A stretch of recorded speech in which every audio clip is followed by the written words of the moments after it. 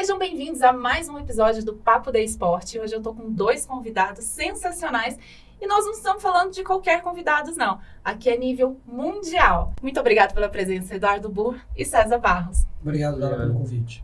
Isso aí. Pessoal, que honra ter vocês dois aqui. Espero que seja o primeiro de muitos. Nós vamos bater um papo descontraído. Mas, César, vou começar já dos últimos acontecimentos, que a gente vai fazer de trás para frente. Me conta como que foi esse garoto ali, nessa última prova, já pegando um P2 no Mundial, primeira etapa. Quem tem que contar um pouco da história mais é ele, né? Mas eu acho que o resultado do Dudu vem fazendo um trabalho bacana já há um tempo, vem sempre evoluindo, que é o objetivo, claro. Piloto, cada ano, progredir. Esse ano, eu espero poder ajudá-lo muito. A gente se conhece há um bom tempo, mas esse ano agora, com a equipe, ele estamos junto, eu quero poder ajudar ele ao máximo que eu puder, toda a experiência que eu tenho, tentar passar para ele. Eu realmente assisti, porque quando ele está correndo, eu também tenho a transmissão, que eu faço comentários do Mundial no Band Esporte, então eu assisto a corrida dele e aí tenho que correr para o estúdio para fazer as coisas ao vivo. Então, para mim é um pouco complicado, acabo nem conseguindo falar com ele direito.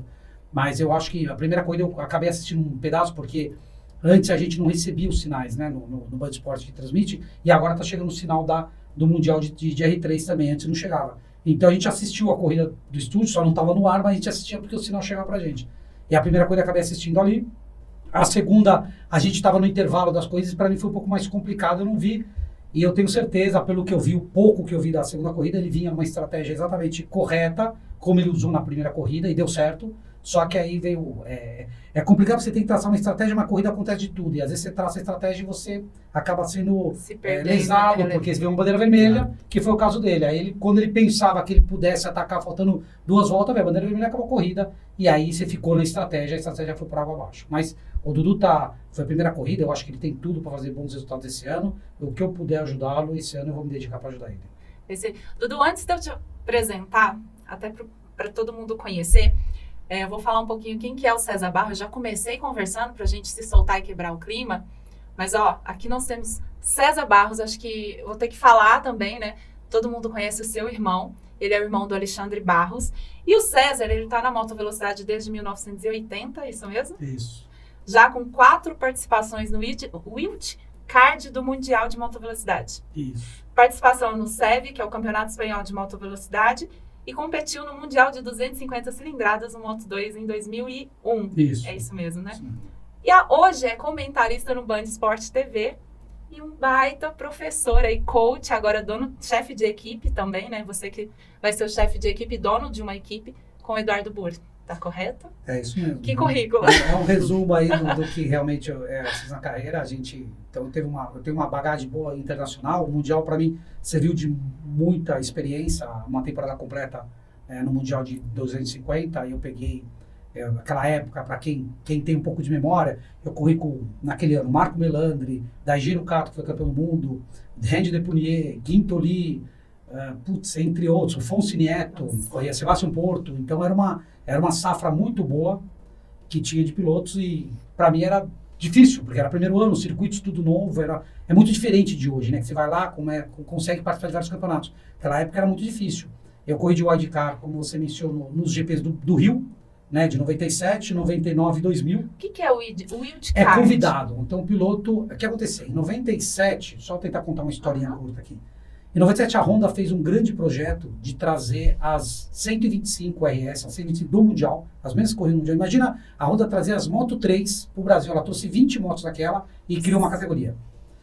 E aí foram alguns 20 pilotos que puderam comprar a moto e ela fez o campeonato de 125 no Brasil, junto com o brasileiro.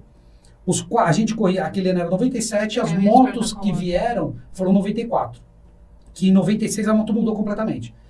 E aí ela falou que os 4 primeiros do campeonato, até metade do campeonato, que era como teria o GP do Rio, os 4 melhores posicionados, ela estava trazendo 4,97, 125, 97, para correr com as motos dela. Então, e os outros, porque a Dorna, ela tem direito a colocar 6 pilotos como convidado, toda a corrida. Hoje eu não sei se mudou essa regra. Eram 4 convidados pela confederação local, 1 convidado pela Dorna e 1 convidado pela FIM. Então eram 6 vagas, sempre tinha em todos os GPs. E aquele ano eu estava em terceiro no campeonato, terceiro ou quarto, então eu acabei correndo como wildcard com a moto nova, E também 2 pilotos foram com a moto antiga. Então eram 6 pilotos brasileiros que alinharam na primeira vez como wildcard, que é convidados no GP do Rio de 97. Em 98 era para ser a mesma coisa, só que em 98 foi cancelado o GP do Rio. Porque o asfalto, eles recapearam o asfalto, e o asfalto ficou muito ruim. Nós corremos lá 15 dias antes e soltava muita pedra o asfalto. Então a MotoGP, a dona cancelou aquele GP de 98. E aí a Honda levou 3 pilotos, eu inclusive, para correr o GP da Argentina, que tinha o GP da Argentina. Nós corremos lá. Em 99 eu corri aqui, que acabei fazendo um resultado nos treinos fantástico, acho que foi o melhor resultado de wildcard brasileiro até hoje, que eu acabei conseguindo uma 6ª colocação na chuva. E em 2000 eu corri com uma wildcard de 250. Entendeu? E aí eu entrei em 2001 na temporada no Mundial de 250. Nossa, tá vendo, né, Bor? Você Tem tá vendo o uma currículo professora aqui do do cara lado. que tá do seu lado. E, Bor, agora falar um pouquinho com você. Você vê que você tem um excelente professor e Bom agora exemplo. coach, um exemplo aí de carreira dentro do Motovelo. E, Bor, como que foi a sua história? Como que você começou? Me fala um pouquinho Sou do um pouco Bor aí. grande. Na verdade, eu comecei no kart em 2000, não vou lembrar a data, mas eu tinha 5 anos. Aqui atrás, né? Porque tem 17 hoje. Tempinho. Com 8 anos eu parei, acabou que não fui pra frente, eu nunca...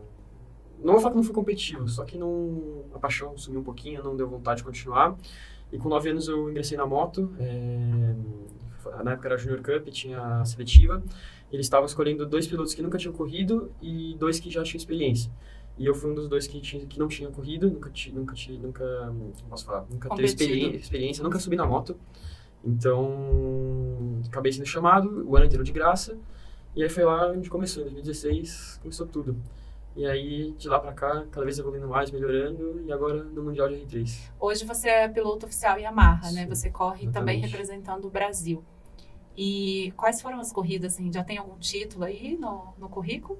Campeonato Ibero-Americano, que eu conquistei em Jerez, em 2022, no final do ano. Não é um título que eu... Não é que eu não vou dizer que eu não me orgulho, mas que eu busco esse ano algo maior, melhor, que é ser campeão mundial e brasileiro de 600. Então, trabalhar para isso. Isso aí. E o César tá aí pra isso, né, César?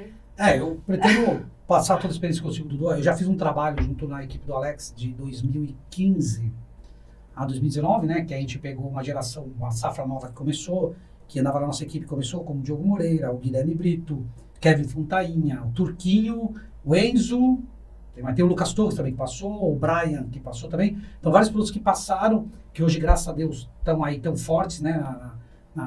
Seguindo a carreira deles. E a minha ideia é tentar pegar toda essa experiência que a gente teve, que a gente viveu com essa molecada, tentar trazer pro Dudu. Dudu, claro, um pouco mais velho, mas o Dudu também mais maduro do que Mais eles, cabeça. né? Então a ideia é tentar fazer um trabalho, como ele falou, o objetivo esse ano é conquistar o título da GP600 no MotoGP, mas sempre focando também no Campeonato Mundial de R3, que é importante para ele. Tá? É uma categoria importante para ele, principalmente como currículo, é uma categoria internacional, é uma categoria onde tem bons pilotos lá na disputa, então a disputa é muito boa. E, claro, também a gente tentar buscar a GP600 aqui no campeonato, que eu acho que ele tem toda a condição de poder conquistar esse título. E aí na GP600 ele corre de R6. De R6. Ô, Du, falando nisso, você é um cara de quase 1,90 m, né? Pouco alto. Como que funciona isso numa R3? É difícil carenar? Como que você se sente em cima da moto? Tem que encolher ali, dar o seu jeitinho e faz parte. Andar com o sangue um pouquinho mais aberto, acabo perdendo um pouquinho a aerodinâmica na reta, mas faz parte. Então, tem que tirar na curva, né? É isso aí. É isso que eu ia te perguntar, César, você com mais experiência. Porque eu vejo os meninos falando, quando estão no mesmo nível ali, que são os pilotos de ponta, Turquinho, Manso, o Dudu, por ele ser muito mais alto, você pesa quanto, Dudu? 61,2. Ele perde de reta? O peso dele não é tão ruim. O problema é que realmente ele é muito alto e essas motos com pouca potência, a aerodinâmica é muito importante. Qualquer coisa é importante. Porque o vento para. Ele abriu um pouquinho o cotovelo. É diferente de um piloto Petitinho. baixinho, ele abre o cotovelo, é pouca coisa. Se ele abre um pouquinho, é muita coisa que vai contra o vento. Então, é complicado pro Dudu. Mas, ao mesmo tempo, também é uma lição para ele. Porque a hora que ele subir de uma categoria, como ele vai para 600, você acaba... Quando você está numa moto, que você tem os seus problemas... Todo piloto tem problema com a moto, né? Então, tem um que também, o baixinho, também tem algum problema com a moto. Então, todos eles têm. E eles tentam melhorar aquele problema que atrapalha eles. E é o caso do Dudu. O Dudu, ele tem que forçar, às vezes ele perde um pouco de reta por causa da aerodinâmica e Mas tenta aí forçar numa frenagem, tenta forçar numa velocidade de curva, que ali não vale tanto aerodinâmico contato com o vento. Então, ele acaba melhorando em outro aspecto que os outros não melhoram. Então, isso ele acaba levando para a carreira dele, indo para uma categoria com uma cilindrada maior, e isso acaba favorecendo ele. Não, com certeza, eu ia falar, o tanto que ele cresce muito mais aí, aprendendo, tendo que... Eu falo que a dificuldade serve pra gente evoluir mais, porque se fosse tudo muito fácil, a gente não conseguia. Qualquer um fazia. Sim. Então eu tenho certeza que você vai levar isso aí pra 600. E no Brasil agora, como que vai ser as corridas? Quando começam, ele já vem de 600. Isso. Agora aqui no Brasil é só 600, lá fora que vai ficar de R3. Isso. O campeonato começa dia 28 de abril, em Goiânia.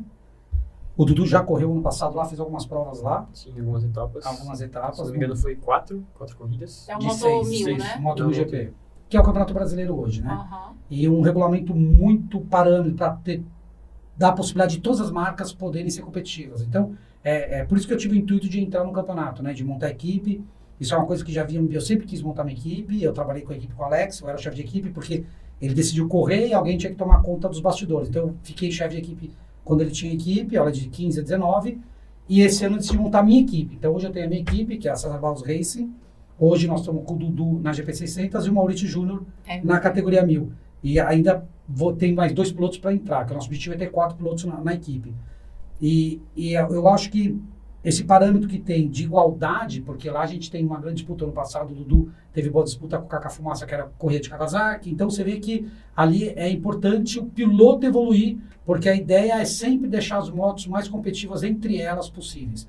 Então, foi o que me fez montar a equipe. A gente também, o pessoal do Band Esportes sempre falava, não, vamos montar uma equipe lá, seria legal, criar conteúdo, mostrar como é que é uma equipe por trás, essas coisas, porque tem muita gente que não conhece os bastidores, né? Isso vai ser muito legal, que a gente vai poder trazer os bastidores para dentro da televisão e mostrar para as pessoas como funciona o dia a dia do piloto, do Dudu, como é que é ele chegando no autódromo, o que é feito, entendeu? Todas essas coisas vai ser muito legal a gente fazer essas matérias. Não, com certeza. Eu acho que a corrida todo mundo tem acesso e vê vocês só durante a pista. A curiosidade do público é justamente conhecer o que eu falei para você aqui antes, né? É ver o que vocês fazem, até acorda, dorme, como que é a rotina, porque é diferenciado. Igual o Bura, ele é um cara que é extremamente focado, a gente falou sobre isso, né? Os objetivos, você ter a cabeça de piloto, agir como piloto, tem que abdicar de várias coisas, né, César? Como que é essa rotina aí, Bur? Conta pra gente. 3 vezes por semana eu acordo 4 da manhã para pedalar, treinar. E de terça a quinta é um dia do final de semana. E segunda, quarta e sexta eu acordo entre 6 e 7 da manhã para descansar um pouquinho mais e treinar do mesmo jeito. E todos os dias treino físico? E quando dá moto. E moto. Não é o que eu falo, a dedicação é muito... Eu tive uma vez, acho que em 2018, talvez não lembro que ano foi, o Mark Marques esteve aqui fazer uma matéria na época, uma campanha para a Estrela Galícia, o meu irmão era da Estrela Galícia, e foram fazer a matéria na casa do meu irmão, e foi a primeira vez que eu pude conversar com o Marques, né? E eu cheguei e perguntei para ele a diferença dele pro irmão, né? O que você acha, a sua diferença, sua de pilotagem pro Alex? Ele falou, o Alex é muito mais dedicado que eu, mas muito mais dedicado. Eu não sou dedicado, eu sou relaxado. Ele falou, só que eu tenho um dom, eu nasci com um dom melhor que ele, eu tenho um talento melhor que ele. Só que o Alex, ele é muito mais dedicado, e a dedicação do Alex, você vê os resultados dele, ele é bicampeão do mundo, ele é um cara campeão do mundo de Moto 3, campeão do mundo de Moto 2, e um piloto que está há anos aí na MotoGP, sempre andando na frente. Então, você tem 2 tipos de piloto, aquele que tem o talento, que se dedica menos, porque ele já nasce com o talento, ele tem o talento, e aquele que não tem o talento e tira pela dedicação. Então tem que se dedicar, tem que focar, não que o que tenha talento também não se dedica, claro que se dedica, o Mark Marques se dedica, só que ele mesmo falava palavras dele, que o Alex é muito mais, ele acorda mais cedo, ele treina, ele se dedica muito mais ao treinamento do que o Mark Marques, entendeu? E chega na pista, claro, cada um faz o seu papel, mas eu acho que a gente estava comentando, né, nos bastidores aqui, que quando você quer ser um esportista e você gosta, você tem que abdicar de muita coisa que é normal para o ser humano. Que é os amigos, é a baladinha, é a bebida, é curtir a vida, é as menininhas, é não sei o que lá. Você tem que abrir mão disso para se dedicar no que você quer. Isso seja em qualquer esporte que você vai fazer. Qualquer esporte, você tem que abdicar de certas coisas para se dedicar àquilo que você quer. Se você não se dedicar àquilo que você quer e querer ter uma vida normal como os outros, então tenha a sua vida normal. E seja normal como os outros. Exatamente. E não se dedique ao esporte porque você está perdendo tempo. Eu penso assim. Eu também e acho. É o caso do Dudu. Dudu se dedica muito, o André, o pai dele, a Lu também, que é a mãe dele, estão sempre apoiando ele do lado, apoiam ele o tempo todo, e isso é importante saber tomar um rumo. E claro que o esporte, eu sempre falo que o esporte é a melhor coisa para te tirar das coisas ruins da vida. Eu também acho. A disciplina e o foco e a educação, você sabe que você tem um propósito, um objetivo, você fica muito mais focado. E as distrações passam. Porque você, literalmente, eu tenho aquele foco, aquele objetivo, e nada vai me tirar daquilo ali. E é muito, o tanto que o esporte é usado para tirar muita gente de drogas, de brigas, de locais ruins. E eu acredito muito no esporte por conta disso. Essas coisas ruins que você mencionou, muito, não vou falar que 100%, mas eu diria que 70%, 80% é amizade. É a amizade que acaba te levando para esses lugares. Entendeu? Então, você se dedicando ao esporte. Não que você não possa ter amigos. Claro que você vai ter amigos, vai se divertir, vai ter seus amigos. Mas tem que dormir cedo, tem que se alimentar direito, tem que treinar, que nem falou, acabar 4h30 da manhã e andar de bicicleta, porque o amigo dele baladeiro não vai acordar 4h30, ele tá acordando 10h30, 11 horas, entendeu? Ele tá chegando, quase ele tá chegando. Então, é normal, mas não é que é uma crítica do cara que gosta de uma balada, não, é a opção de vida dele. Ele optou em curtir, legal, não tem, eu não sou contra, eu acho que ele pode curtir a vida dele, entendeu? Mas a problema é que você escolhe um esporte, então se dedica ao esporte, então é importante você se dedicar, ou tem uma vida normal, que a gente fala, né, entre aspas, vida normal é aquela que o cara curte a balada, curte passear, curte o que a maioria faz, né? Então é isso que eu acho. E Bor, quem é o Bor fora das motos? Porque justamente você é extremamente focado, tudo, mas me fala uma coisa que você gosta de fazer quando você não tá pilotando. Esse dia eu perguntei pra ele que música que ele gostava, ele falou, não escuto música. Eu falei, como assim? Quem é o Bor fora das motos? Acho assim? Uma pessoa tranquila, eu não gosto muito de sair de casa, pra ser sincero, eu prefiro no meu cantinho tranquilo. Tenho um simulador de carro que eu gosto de pilotar, que é uma paixão de corrida, né? Tá ali sempre, independente do esporte. Então, acho que assistir série, ficar no simulador, que é o que eu geralmente estou fazendo quando não estou pilotando, e treinando. Então, acho que são essas duas coisas, mais ou menos, que eu mais faço no dia a dia. Olha, eu acho que eu tinha um pezinho ali na pilotagem, porque eu comecei tarde, viu, César? Porque ele me descreveu, eu também adoro assistir série. Sou sempre mais focadinha, não sou de muitos amigos, assim. Mas acho que também, né, como eu te disse, a gente foca em alguma coisa, não adianta. São objetivos. Mas ele é muito jovem, olha pra ele, é um menino ainda, cheio de vida aí. Só tem tamanho. Só tem tamanho, gente. E as namoradas? César tocou no assunto, e aí, como que tá as gatinhas? Hoje em dia, infelizmente, é difícil achar, né? A maioria bebe e fuma e não é uma coisa que eu gosto. Então, e ele vai ser exigente. Eu deixo de lado, na hora que apareceu, então aproveitar enquanto estou jovem ainda. Aproveitar pra ganhar corrida, né? A gastar energia acelerando. César, como que é a ligação sua com ele, assim? Porque acaba que eles vão abrindo mão de tanta coisa que o nosso treinador, os nossos mecânicos viram amigos, né? Viram família. Como que é essa relação de vocês? Então, foi muito legal porque, assim, como eu falei, eu tinha uma vontade de montar uma equipe, sempre tive essa vontade, faltava só aquele empurrão, né? Alguém empurrar. E eu sou muito amigo do Pitico, né? Eu conheço o Pitico desde 2000, que é o projeto PRT, desde 2009, 10, por aí, né? Eu conheci o Pitico. E aí o Pitico já tinha falado, né, de eu montar uma equipe, mas assim, a gente vai levando. E aí o Andrés, o pai do Dudu, veio e falou, pô, porque ele e o Pitico comentou, e o Pitico comentou que eu tinha vontade de montar a equipe. E o Andrés viu, né, nesse gancho, falar, putz, por que não montar uma equipe com o Cezinha? O Dudu vem junto, o Cezinha faz toda a experiência, acaba ajudando o Dudu também no crescimento dele, como piloto. E aí foi uma conversa que, como você falou, a gente acabou ficando sou amigo da família hoje. A gente, às vezes, vai comer umas pizzas pra falar de moto, né? Porque a gente só fala de moto o tempo todo. A gente deixa as mulheres no canto falando de outras coisas e a gente fica do lado porque a gente só tem assunto de moto pra falar. Entendeu? Então a gente vai conversando.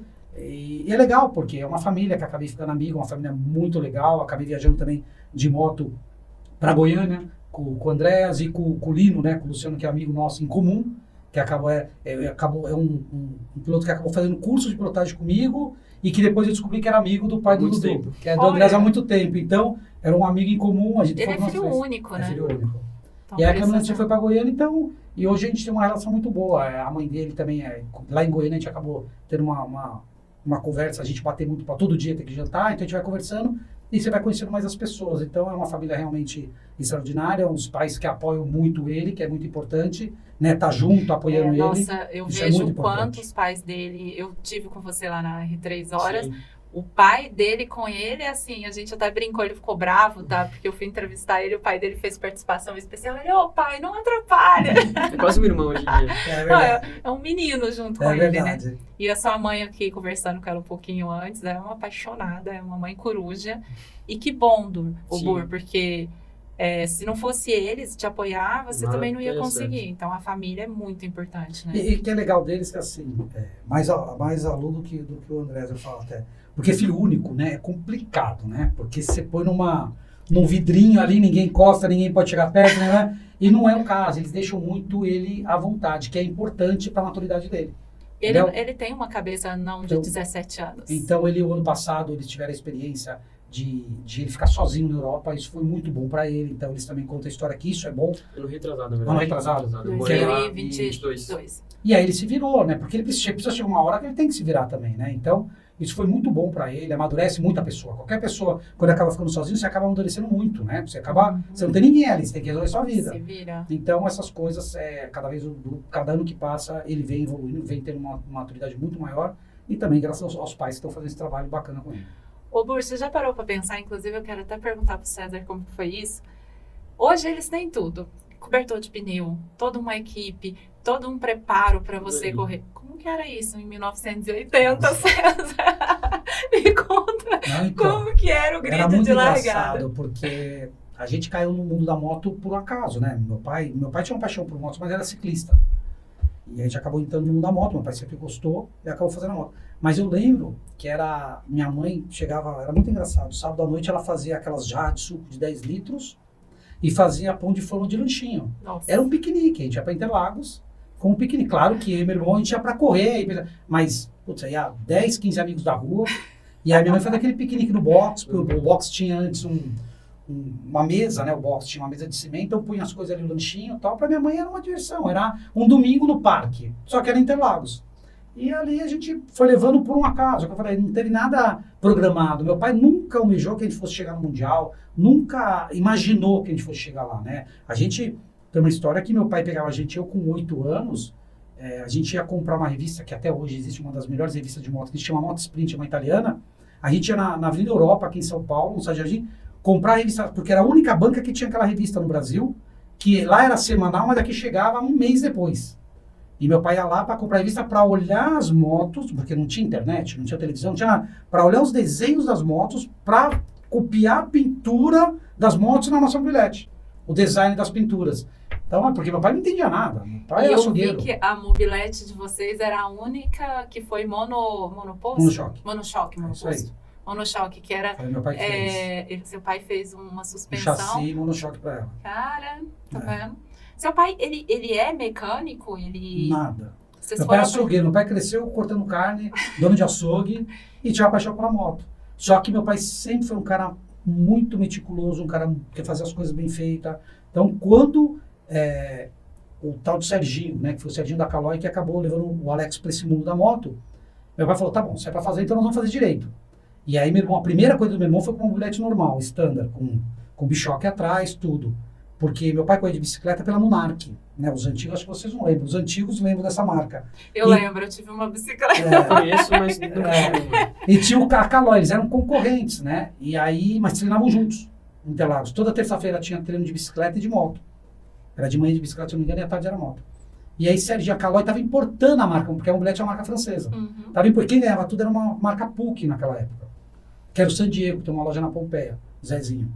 E aí a Caloi queria um menino jovem e leve para poder ganhar corrida. E na primeira corrida, meu irmão ganhou. E aí a Caloi, tá contratado. O Serginho falou que ele era um gerente da Caloi. Meu pai falou, não é assim como tá contratado. Não. Porque eu conheço que você vai fazer bem feito. E aí meu pai ia... Eu lembro que aí o Alex começou a correr em 70. Isso foi a primeira coisa que eu fiz em 78. 79 ele foi campeão e em 80 eu comecei. E eu lembro que meu pai levou a gente na Caloi, que era ali na Guindu Caloi, ali no final da Marginal. Uhum. E o engenheiro, a gente montava, tinha um chassi, que era uma amostra, montava, o engenheiro ia montando o chassi dentro da Caloi, desenvolvendo dentro da Caloi chassi monochoque para poder fazer um bilhete monochoque. Então, vocês foram assim, como vocês não eram, vocês foram aprendendo conforme foi acontecendo. Exatamente. Então, vocês também eram iniciantes nesse mundo, Sim, nada. que é o que eu falo. Você tem alguma noção de mecânica? Um pouco. quanto mais o piloto sabe, melhor para ele entender a moto dele também, né? Sim, ajuda. Hoje é muito importante isso, né? Porque assim, com os anos passando, muita coisa foi que nem a minha época não tinha coletor de pneu. Aí não existia coletor de pneu naquela época. Entendeu? O coletor de pneu veio depois, entendeu? Mas naquela época não tinha protetor de coluna. Protetor de coluna, na verdade, a Dainese inventou em 78, se eu não me engano, com o tombo do Barry Sheene, que acabou caindo. E aí o Barry Sheene é o cara que mais quebrou ossos, né? Tanto é que ele era inglês e foi morar na Austrália devido ao frio, que ele sofria muito com as dores. Nossa. Foi um grande piloto dos anos 70. E ele pegou viseiras de moto e cortou várias viseiras para fazer protetor de coluna. Então, o primeiro protetor de coluna foi ele que criou. Ele pegou várias viseiras, cortou um pedaço e veio intercalando nas costas. Aí a Dainese viu e pegou aquela ideia e criou-se o protetor de coluna. Então, muita coisa não tinha naquela época, né? Que foi criado com o tempo. Então, hoje está muito mais tecnológico, tem muito mais coisa. Então, tem airbag hoje não. Hoje tem airbag, exatamente. Então, hoje cada detalhe é muito importante. Não, e essa diferença, assim, ter vocês dois é um contraste muito grande, né? Porque ele já chegou, já tinha celular, você já tinha celular, né? Você não sabe o que é o mundo sem o celular. Mais ou menos. Porque em 2006 já tinha, só que era mais o celular de botãozinho, tinha teclado na tela. Conta pra ele, César, como que era o nosso. Eu lembro que o primeiro celular, falando de celular, eu lembro que eu comprei, porque aquela época era cara a linha. O aparelho não era tão caro, mas a linha de celular era caríssima, a linha telefônica. E eu lembro que eu comprei, você vê, naquela época, eu trabalhava com meu pai no açougue, eu fui comprar uma linha pro meu pai e pro Alex. Era final 91 do meu pai e final 92, eu lembro o final só. Nós pagamos, se eu não me engano, foi $700 no aparelho, era um StarTAC. Não, e era assim, absurdo de caro. Laranja que aparecia. E pagamos $1.000 na linha. Nossa. Cada um. Era caríssimo. Tipo, só quem era muito rico que tinha celular. Era difícil ter um celular. Não era que era a gente precisava, porque em 92, cara, meu pai vivia no açougue. Ele tinha que ir para o autódromo para treinar, para estar com meu irmão, né? Para estar ajudando. Apesar que naquela época meu irmão já estava no Mundial. Então precisava ajudar. Então ele sempre precisava do telefone naquela época para estar na rua. Eu lembro que em 92 eu fui para Andorra, que é o paraíso fiscal na Espanha. Nunca esqueço disso. Cheguei lá, foi na época das Olimpíadas de Barcelona. E aí eu comprei uma caixa desse tamanho, que vinha um telefone sem fio. Era assim, ó, um telefone sem fio desse tamanho. E sabe por que eu comprei? Porque falava assim, estava escrito telefone sem fio que funciona a 2 km de distância. Nossa! Eu comprei, você ligava na antena de esqueleto das televisões, você ligava dentro de casa, aquele fio que ligava na TV, você ligava na base do telefone, e você saía. Eu falava assim, nossa, imagina, eu vou na casa da namoradinha, 2 quarteirões, eu vou pegar o telefone e falar, tô aqui, cara. Eu achava uma antena ia até o teto. Eu achava o máximo. Aquilo eu lembro até hoje. Depois chegou o celular, acabou com aquilo. Seria todo mundo sem... Não, eu tive a vantagem, assim, eu conheci o celular desde o início. Meu pai, ele é formado em telecomunicações e ele era chefe do setor de telefonia da Telemig. Então, os primeiros celulares veio pra ele, né? Então, meu pai chegava com o celular em casa. Pai, deixa a gente testar ele. Não põe a mão no esquerda, coisa da empresa. Mas ele se achava. Nossa, os primeiros celulares. Não, achei que você dava pendurado nessa coisa mais horrível que tem. Era pendurado aqui no cinto. Era um quem dava pendurado era bacana com aquele celular pendurado. Muito Nossa legal. Senhora. Ô, Bur, vamos falar um pouquinho da corrida, dessa última corrida. Como que foi para você, trazendo assim, pódio pro Brasil? A gente assistiu aquela corrida, todo mundo. Não tinha ninguém mais falava de ninguém, era o Bur. Como que foi subir representando? Foi difícil, né? 13º lá de trás, então buscar ali o grupo da frente foi um pouco difícil, mas me diverti bastante na corrida, acho que esse é o mais importante, acho que tem que estar lá para se divertir primeiro de tudo e depois tentar conseguir resultado. E muita disputa na corrida, são 12 motos, caiu gente na reta, batendo, enfim, disputadíssimo e conseguiu o segundo lugar. E na corrida 2, estava tentando fazer a mesma estratégia da corrida 1, que ia atacar nas 2 últimas voltas, e acabou dando bandeira vermelha, faltando 3 voltas para o final, que faz parte, não tem como a gente prever. Você estava em qual colocação? 6º. E como que funciona a somatória de pontos? O campeonato são 2 corridas no final de semana, e aí soma, e aí que vai fazer os pódios. Monta, isso. Aí o primeiro ganha 25, o terceiro 20... Não, o primeiro 25, o segundo 20, o terceiro 16... E o resto não lembro. 13, 12. E lá é só, só o primeiro, segundo, terceiro que sobe no pódio, igual sim. no MotoGP, né? Isso. Eu acho isso muito interessante, porque aí fica com mais sede, mais vontade de Então, pegar eu sempre forte, fui a né? favor do pódio de 3. Eu sou contra o pódio de 5, apesar... Para mim, o pódio de 5 é um campeonato amador. Na minha concepção, respeito todo mundo. Por quê? Porque você desvaloriza o terceiro. O pódio de 5, o terceiro não tem mais valor. Exatamente. E o terceiro tem um terceiro valor tá no meio. tremendo. Nossa. O terceiro tem um valor tremendo pro cara conquistar um terceiro lugar. Entendeu? É Então, difícil. é difícil. Não, eu fico vendo as corridas lá fora, cara, é muito emocionante. Ter só 3 pilotos ali, você lutar por aquilo A Fórmula Indy tem um bizarro. só. É. Olha isso. Entendeu? Então é importante. Eu acho que tipo, uma vez o cara falou isso pra mim, desvaloriza o terceiro. Eu falei, é verdade. Porque você luta tanto pra ser terceiro, aí você chega lá, pô, terceiro, mas sobe 5, sobe 6. Putz. Podia ter feito 4. Tanto de vezes que eu cheguei em quarto lugar frustrado. Exatamente. É. Nossa, por um, cara. É isso, é você valorizar o pódio Sim. como ele deve ser valorizado, né?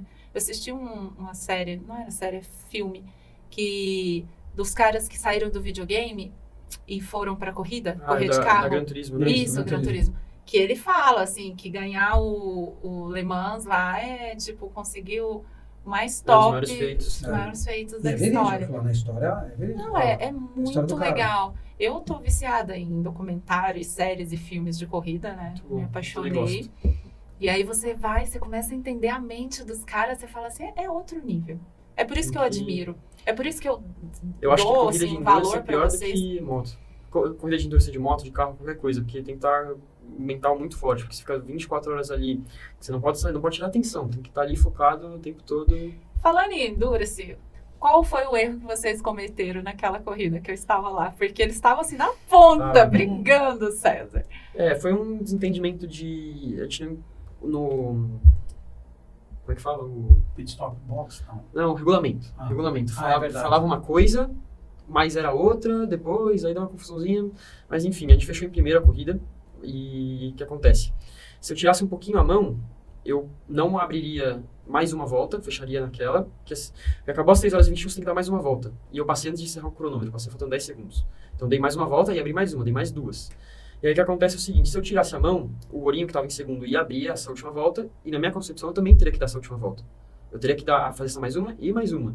Só que eles falaram que não, que se eu tirasse a mão e não passasse no cronômetro, eu ganharia uma volta em cima dele do nada. E eu nem...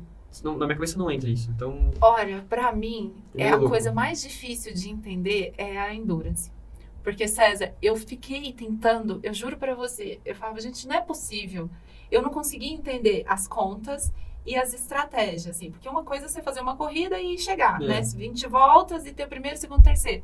Outra coisa é tudo isso que envolve a endurance, que eu fiquei lá o dia todo, eu falei assim, gente, eu tento entender e até agora, porque é tão diferente essa questão de estratégia que eles usam, outra coisa, nada a até ver. fica confuso até pra eles no final das contas, né? É que o problema é o seguinte, todo regulamento, não existe nenhum regulamento 100% perfeito. Por quê? As coisas acontecem quando você não pensou que poderia acontecer aquilo, que foi o caso dele. Sim.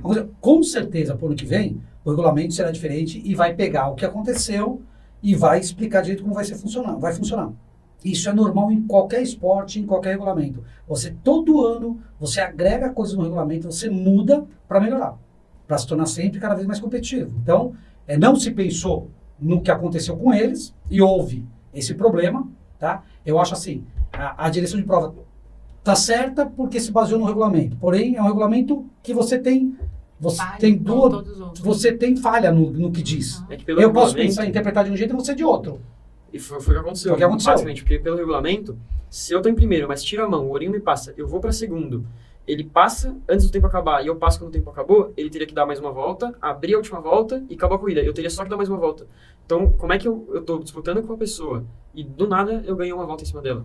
Na minha cabeça não entrou muito bem, mas depois que você pensa um pouco... Você vai aceitando. não tem o que fazer, né? Mas é uma coisa que deve mudar e claro que o ano que vem vai estar cada vez mais. Eu acho que é a terceira corrida que eles fizeram, né? Terceira, teve Curvelo e 2 Goiânia. Isso, É a terceira. E é normal, vai evoluindo e eu acho que daqui a pouco tá ficando uma... Eu sempre falo, né? Para mim a melhor categoria hoje do Brasil é a 300. Né? R3, a Copa R3 da Yamaha. A Yamaha realmente faz um trabalho junto com a Alan Douglas fantástico, né? Para mim, a melhor categoria do Brasil, que é aquela RS que eu corri lá em 97 com a Honda. Né? Nada mais é, aquilo era uma Moto 3 e hoje eles trouxeram a R3, que é a que corre no Mundial Superbike. Né? Então, você tem a chance de levar o piloto até o Mundial do Superbike, que é o trabalho que a Yamaha e o Alan faz, né? Que hoje o Dudu tá no Mundial, que era o europeu, hoje virou o Mundial, com o intuito de entrar no Mundial, do Mundial de 300. E César, você falando, porque assim, pra mim eu tô aprendendo muito. Qual a diferença do World Superbike com o MotoGP? O que é campeonatos diferentes, mas assim, um que corre no Superbike, no MotoGP pode correr no World, como que funciona? Não, o MotoGP são protótipos, são motos protótipos, então não existe moto à venda, são tudo protótipos que existe de melhor de tecnologia, tanto de motor, de eletrônica, de chassi, de tudo, é desenvolvido na MotoGP, por isso que é uma categoria muito cara. A World Superbike são motos de série, então a mesma moto que você compra numa concessionária, uma Ducati, uma Yamaha, uma Honda, você transforma ela. Claro que existe uma mudança radical em cima da moto. Mas a cara dela, o chassi dela, a carcaça do motor dela, tem alguns itens no regulamento que você não pode alterar. E você pode alterar outros, tá? Então eu lembro até 2019 que eu estava acompanhando bem assim, hoje que nem houveram mudanças nos últimos anos, até para favorecer, não é favorecer na Honda, para ver se a Honda pudesse evoluir, porque antigamente não podia nem trocar subchassi, não podia trocar parte do chassi. Hoje foi autorizado para a Honda. Por quê? Balança de carbono, se não me engano. Exato, porque o intuito de evoluir, de a Honda ser mais competitiva. É que para eles, quanto mais competição, melhor. Quanto mais disputa na pista, quanto mais marca tá brigando por vitória, é melhor. Eu queria muito que tivesse isso aqui no Brasil. Eu queria muito ver a Yamaha e a Honda brigando ali, Kawasaki, Ducati. Então, eu acho assim, o World Superbike, comercialmente para a marca, é muito mais bacana. O MotoGP, como marca, né, é muito interessante para ela, a marca. Porque aquela moto que está na MotoGP, você nunca vai ter. São protótipos que custam 2,5 milhões, 3 milhões de leasing, que a moto não é tua, você paga e devolve no final do ano. Entendeu? Enquanto o outro Superbike não. Você vai lá, compra a moto na concessionária, traz para a tua oficina, compra-se todos os kits que o regulamento permite, faz todas as alterações que o regulamento permite naquela marca que você comprou, e você põe ela para correr. Tanto é que o Superbike, ele exige que todas as peças que você coloca na moto tem que ter à disposição do mercado para ser comprado por qualquer pessoa. Você não pode criar uma peça e colocar. Exatamente. Então, tudo que as equipes têm nas motos, você pode colocar. Claro que tudo tem seu preço. Mas você tem... E tem um teto máximo também de custo, no regulamento diz. Tem certas coisas que não pode custar mais do que aquilo, para que todo mundo tenha a condição de comprar. Tá vendo? Um regulamento bem... Isso é muito interessante. E as pessoas, igual eu te falo, eu sou leiga e estou aprendendo muito sobre esse mundo, porque eu faço as perguntas assim, que as pessoas realmente querem saber, César, porque eles me perguntam tanta coisa que eu falo, calma, gente, eu estou aprendendo ainda. Aí eu falo assim, que nem a MotoGP hoje, na Europa, para a cultura europeia, a MotoGP está aqui e a Superbike está aqui, né? Um pouco acima. Mas os países que não tinham... Eu falo países como Itália, que são antigos numa moto velocidade, Espanha, aquela parte, França, que são, eles têm muito a MotoGP. Não, MotoGP e Superboard, Superbike é outra coisa. Os países, porque o World Superbike também, você tem que entender que a MotoGP é o Mundial de Moto Velocidade, foi criado em 1949. Então, desde 1949 existe o campeonato. O World Superbike foi criado em 1988. Então, ele é muito novo, é muito jovem. Quase então, 40 anos. Quase 40 anos. Então, o europeu, aquele de mais idade, ele só assistia o Mundial de Moto Velocidade, que hoje é a MotoGP, e nem sabia o que era, não existia o Mundial de Superbike. E aí foi criada essa categoria, que é uma categoria de série. Eu acho que para os países que não têm tanta tradição, como o Brasil, eu refiro para mim, a diferença é muito pequena. Eu acho que a MotoGP está aqui e a Superbike está aqui, é muito próximo. Entendeu? Porque a massa popular, se você parar para pensar a massa, o cara fala corrida de moto. Ele não sabe o que é o World Superbike, ele não sabe o que é MotoGP, ele sabe o que é corrida de moto. Eu vou assistir corrida de moto. Então, eu acho que o Brasil tinha que fazer um trabalho exatamente. Eu sou muito a favor, que nem existe agora, que estão trabalhando para trazer o Mundial de MotoGP para Goiânia, né? Mas eu sou muito a favor, não é porque de trazer o World Superbike, porque a MotoGP é muito exigente com relação ao asfalto, a segurança, porque a Superbike chega a 300 por hora, mas ela demora mais para chegar a 340 por hora. A MotoGP atinge mais rápido 340, ela é mais perigosa, ela atinge mais rápido. Não é que é mais perigosa, é uma moto mais rápida, tá? Eu acho que a comparação perfeita é como se fosse uma Fórmula 1 e um Fórmula Indy. A Fórmula 1 é aquele carro que faz tudo muito rápido, a Fórmula Indy é um pouco mais lento. Mas eu diria que ainda, porque a Fórmula Indy é tudo mais ou menos chassi, pouco, são protótipos, mas é mais ou menos isso, falava-se muito. Mas eu acho que se fizer um trabalho, até porque hoje nós temos grandes pilotos, muitos pilotos de quantidade, um berço grande de pilotos, focado a ir para o World Superbike. E não para porque para se fazer um trabalho, como fez o Diogo, que hoje é o melhor brasileiro lá no Mundial de Moto Velocidade, na Moto 2 hoje, ganhou uma corrida da Moto 3 ano passado. Ele saiu daqui do Brasil novo, foi para a Espanha, fez um campeonato espanhol de protótipo, que era um projeto da Estrela Galícia, que ele saiu daqui com a gente, a nossa equipe como Estrela Galícia, foi para a Europa com a Estrela Galícia e foi passando só por motos de protótipo, para chegar no Mundial de Moto 3. Enquanto nós não temos protótipo no Brasil. Então, os pilotos jovens hoje correm de R3 aqui, que é a melhor categoria, os jovens, saem daqui para correr lá fora, como o Dudu corre, que é o Mundial hoje de R3. Para depois ir para o World Super Sport de 300 e depois 600 e Superbike. Então, eu acho que a gente teria que olhar mais e focar mais, valorizar mais o World Superbike. Não que eu acho que MotoGP é elite, né? Continua sendo elite. Mas eu acho que o World Superbike é tão disputado com corridas melhores. E até é uma do que realidade mais próxima nossa, né? Sim, hoje é. Então, eu acho que Hoje é. assim, dá para os brasileiros sonhar e conseguir realmente ir, porque o que a gente está vendo é isso acontecer, né? E o Brasil pegar pódio, né? Isso é muito bom. Cara, eu sou aquela pessoa que a hora que o Brasil tá no pódio, eu vou comemorar com todo fervor. Eu acho que o que falta é os brasileiros dar valor, que é o que a gente estava falando. Quanto o seu irmão fez pelo Brasil e não é reconhecido aqui, né? Porque lá fora é bizarro. Sim, é o que eu falo, que nem o Alex tem 7 vitórias na MotoGP e uma na Superbike. Ele é o único piloto da América Latina a vencer uma corrida no Mundial de Superbike. Nenhum piloto da América Latina ganhou uma corrida no seu Alex. Então, ele é muito respeitado, muito mais fora. Na Argentina, ele é mais respeitado por causa disso. Daqui, ele é o único piloto, né, do brasileiro a chegar a conquistar. Nós tivemos alguns pilotos, o Adu Celso foi o primeiro brasileiro a ganhar uma etapa do Mundial de Moto Velocidade, em 73, em Jarama. Mas o Alex é o único brasileiro a vencer na categoria principal, porque o Adu ganhou na categoria 350.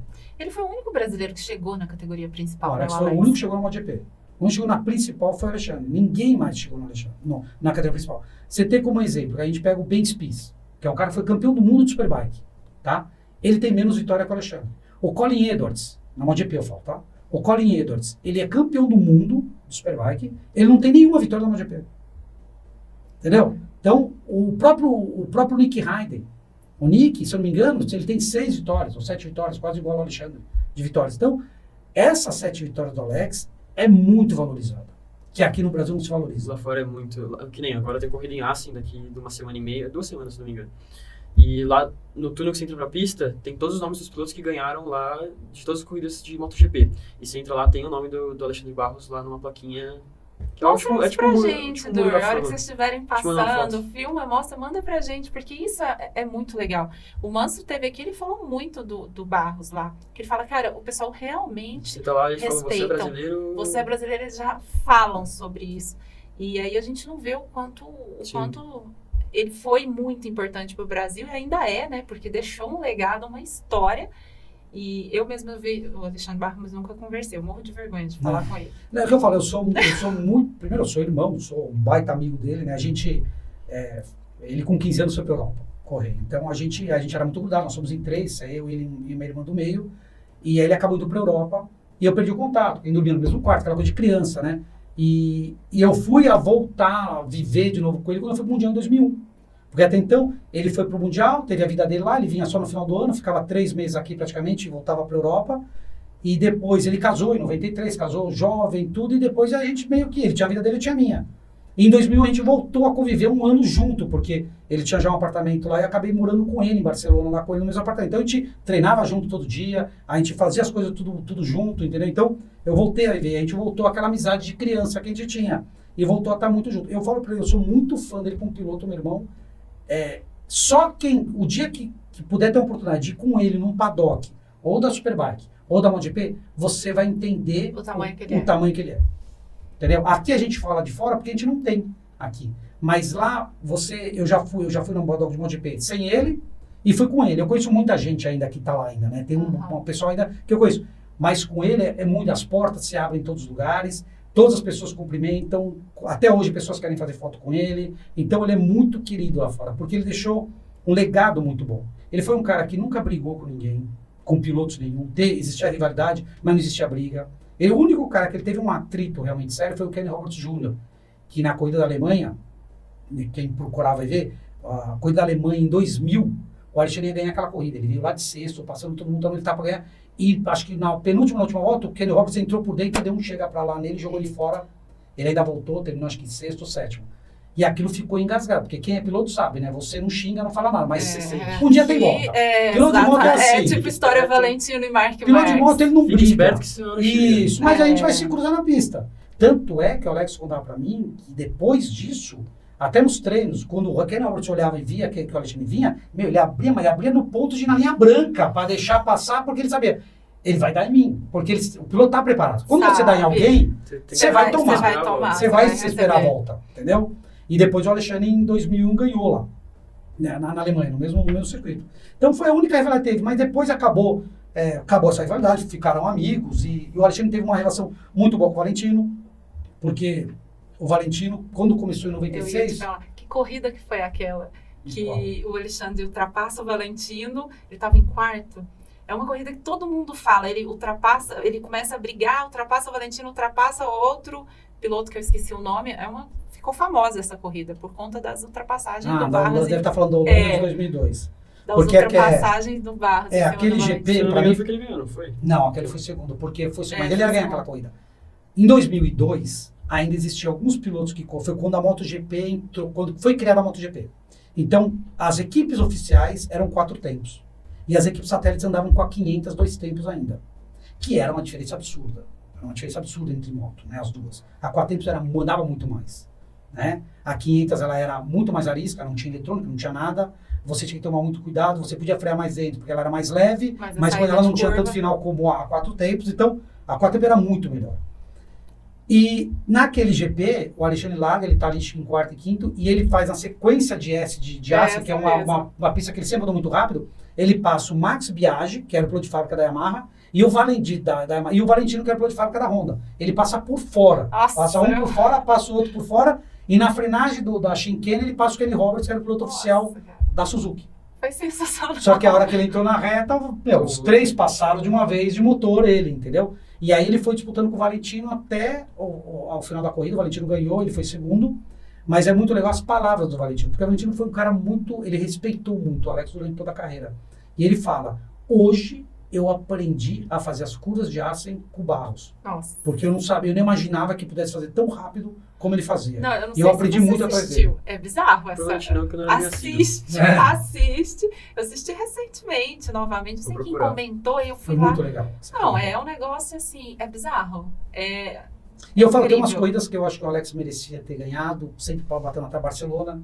Barcelona, ele sempre foi um piloto rápido, sempre andava rápido, os GP de Barcelona. E a corrida que ele estava mais próximo de ganhar em Barcelona, soltou o cabo da bateria. Nossa. E aí ele ficou na mão. Aquelas coisas de corrida que não tem o que fazer, né? Ô César, e Bur também, vocês já passaram por situações embaraçosas, assim, que tipo, deixaram vocês com vergonha? Igual, por exemplo, a Fernanda me contou aqui que ela fez xixi antes da largada, no macacão. Vocês já tiveram algumas situações embaraçosas, assim, que vocês falam, meu Deus, não é possível que isso aconteceu comigo, em corridas, em bastidores? Eu acho que nenhuma, só uma vez, assim, o mais nojento que eu diria foi que eu espirrei, eu fiz a corrida toda com o catarro correndo aqui embaixo. Aquele negócio que se incomoda. Tem que fazer, vai e faz parte, é aquilo. E na hora que tirou o capacete, alguém registrou a imagem? Acho que não. Acho que fui rápido, já passei a mão pra limpar. Não, eu não tive nada, eu tive um lance muito engraçado que aconteceu comigo quando eu fui de mobilete ainda, em Interlagos, num circuito antigo, que tinha curva 1, curva 2, para quem conhecia, a mobilete corria só no anel externo, né? E eu tava correndo naquela época, tava treinando, uma terça-feira de treino, que tava treinando, e treinava todo mundo junto, porque não era separado por categoria como é hoje. Naquela época, abria e você podia entrar. E aí tava treinando de mobilete, e tava o Lagartixa, que era o cara que correu também, correu algumas participações no Mundial, Marco Greco chamava ele. Chama, né, que ele tá vivo, Marco Greco. Ele correu, é o único piloto também, correu do Mundial chegou a correr o Mundial de 500 algumas etapas, e correu de Fórmula Indy, foi campeão de Indy Light ele. E ele estava andando com a 350, né, de competição. Naquela época, a 350 que correu no Mundial. E meu pai era muito exigente da gente. Então ele falava que a gente tinha que passar, a mobilete tinha que andar o tempo todo carenado. Mobilete é muito engraçado de pensar. Tinha que andar, e se não andasse, meu pai era muito bravo. Eu fico pensando em andar no Interlagos, no externo. Não, demorava embaixo. Você tem imagem disso? Nada? Eu tenho alguma coisa, eu tenho algumas imagens. Manda pra gente colocar, porque assim, eu não consigo imaginar a mobilete. E a gente tinha que passar. Então o que eu fazia? Meu pai não sabia. Depois meu pai veio saber depois de velho. Que eu passava, porque cansava, né? Porque passava.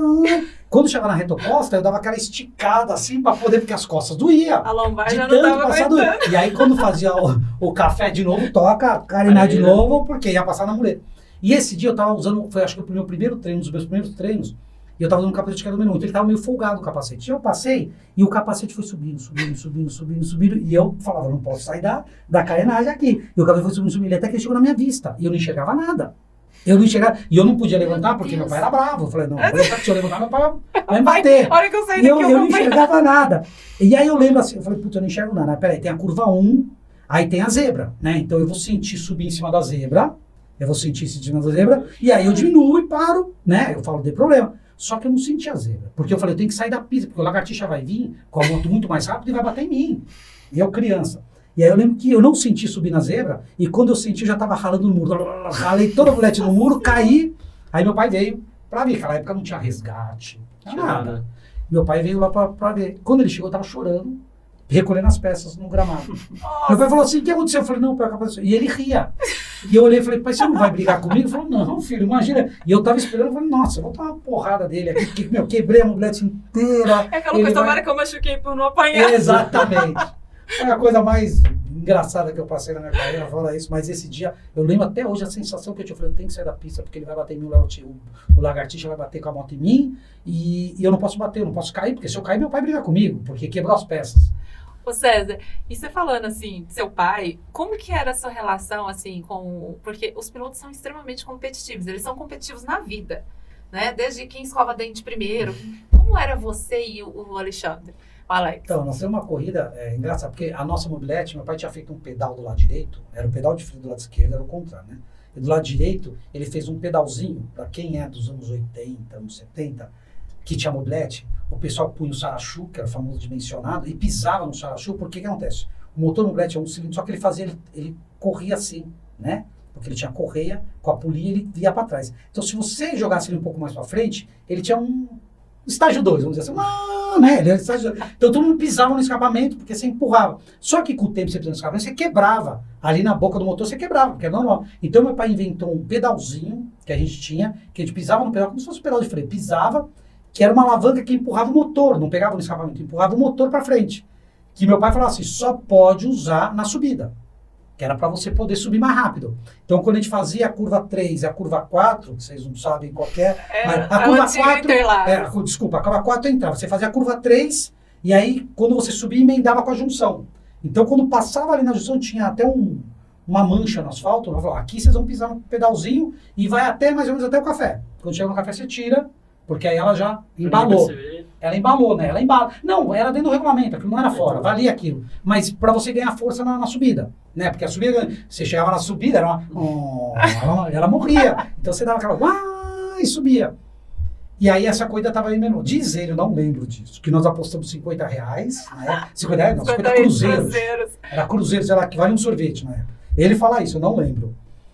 E eu, claro, como irmão caçula, eu falava, por que acontece? Meu irmão naquele ano corria de 50 e de mobilete, eu corria só de mobilete. E meu pai falava assim, Alex, você tem que dedicar a 50, deixa a mobilete e mais foca na 50. E eu ganhava as corridas na mobilete. Diz meu irmão que meu pai falava que deixava, eu não sei, não lembro disso. Que era meu pai falando, não deixa o teu irmão ganhar e você foca na 50. E nessa corrida, meu irmão tava um pé da vida, falava, pai, deixa eu ganhar essa corrida. Eu tô de saco cheio, olha, o César fica me enchendo o saco, fica falando que ganha todas, e não sei o quê, e eu quero ganhar uma corrida dele. Porque aí nessa corrida, ele veio, ele fala, aí quando foi na chegada, eu tenho foto, vou mandar pra vocês. Na chegada, ele apertou o pedal. Eu não era malicioso, e ela cresceu. Ele pegou meu vácuo, tirou do vácuo e pisou no pedal. E ganhou por meia roda. Mas ele pediu pro seu pai para deixar... Pra deixar, diz ele que falou, mas, pai... Assim, ele tinha que... E você, não podia apertar o pedal também? Não, então, porque eu falo pra ele que ele burlou o regulamento. Porque o regulamento do meu pai só podia apertar na subida.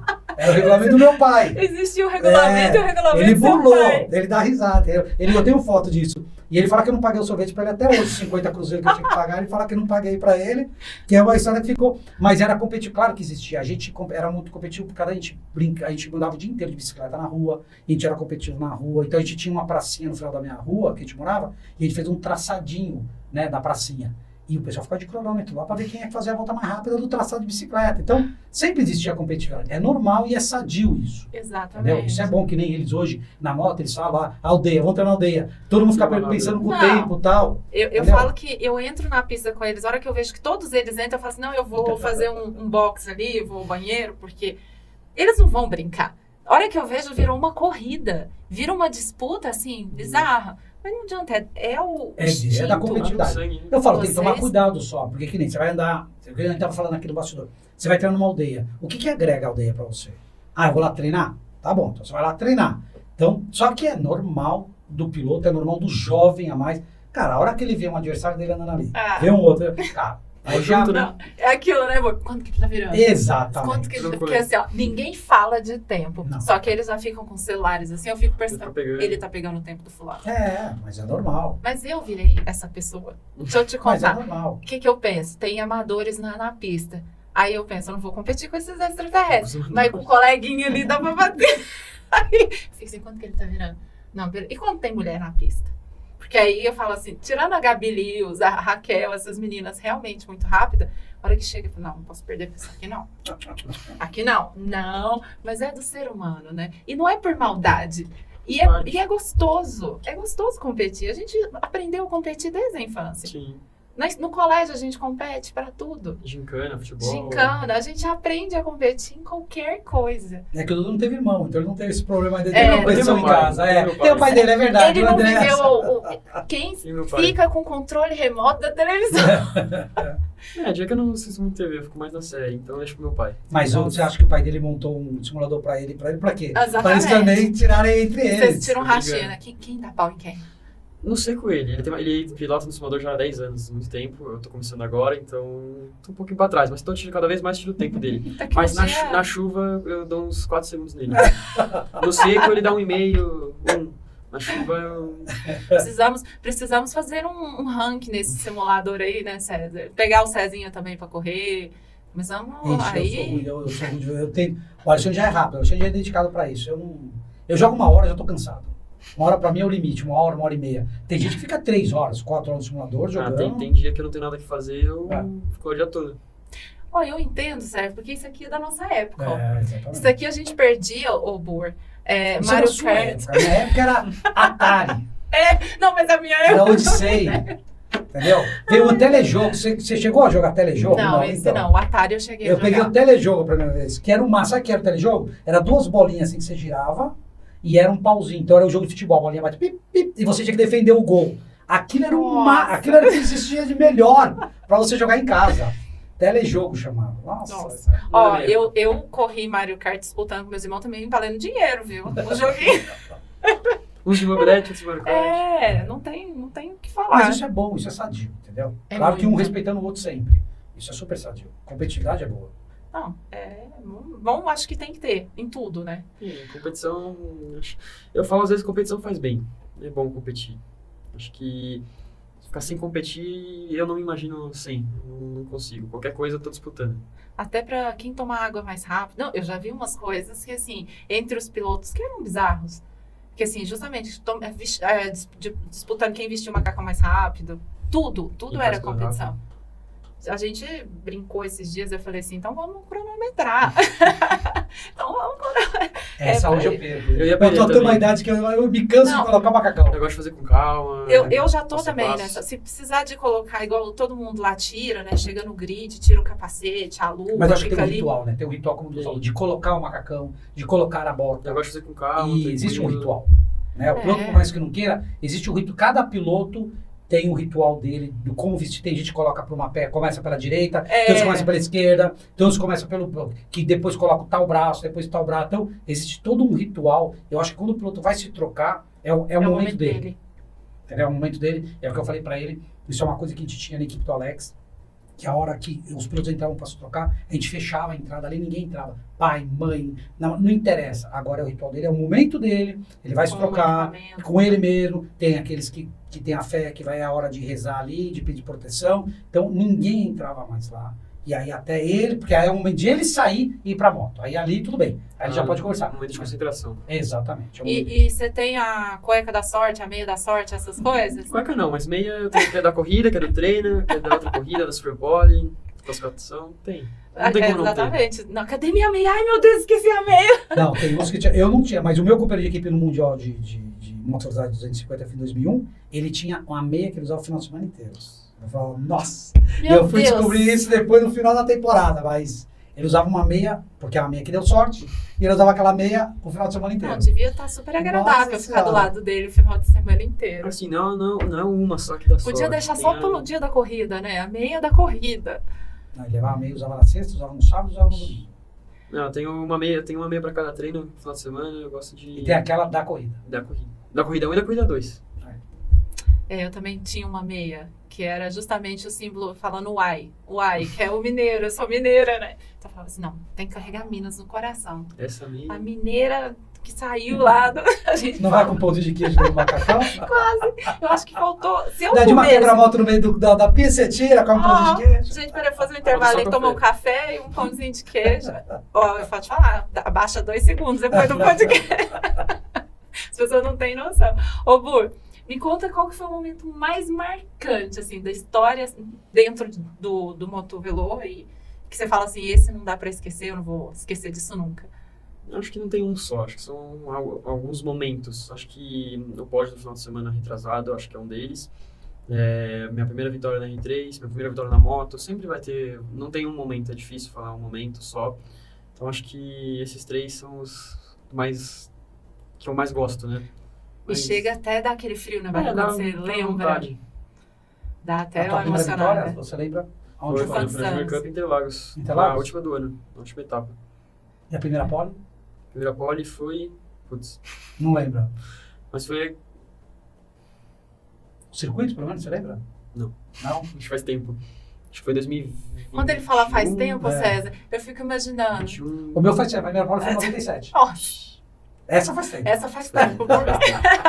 Não dá como Onde? não O século competir. passado.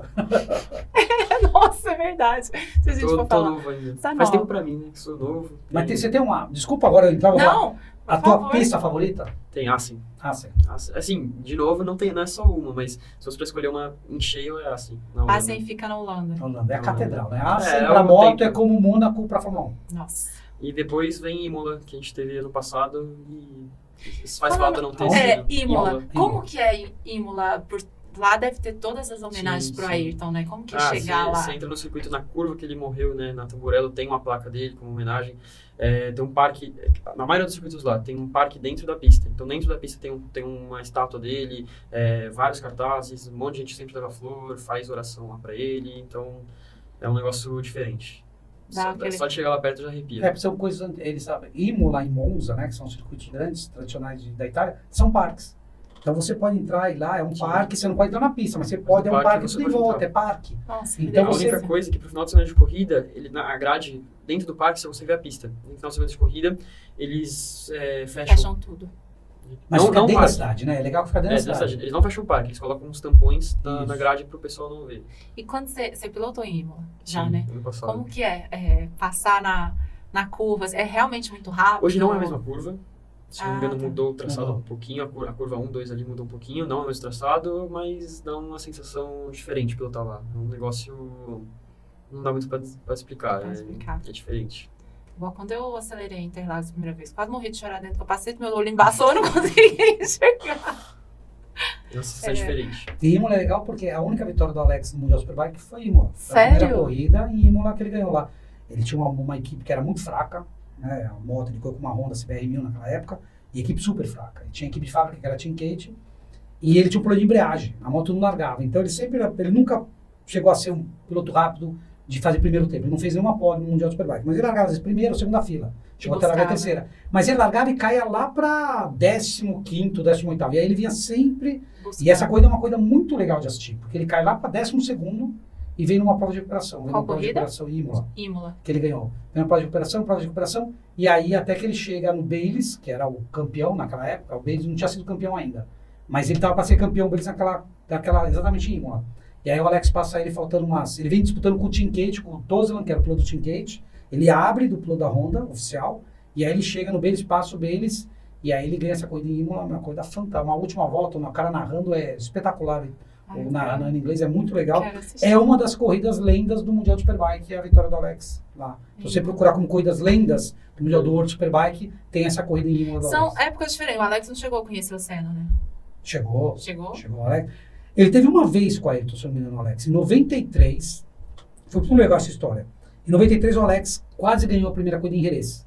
Foi uma corrida dessa também, ele era jovem, ele tinha 22 anos, e ele veio numa corrida de recuperação. Ele largou mal, em sexto, e ele correu de Suzuki, veio numa corrida de recuperação. E os dois primeiros eram o Wayne Rainey e o Kevin Schwantz, que estavam brigando a ponta.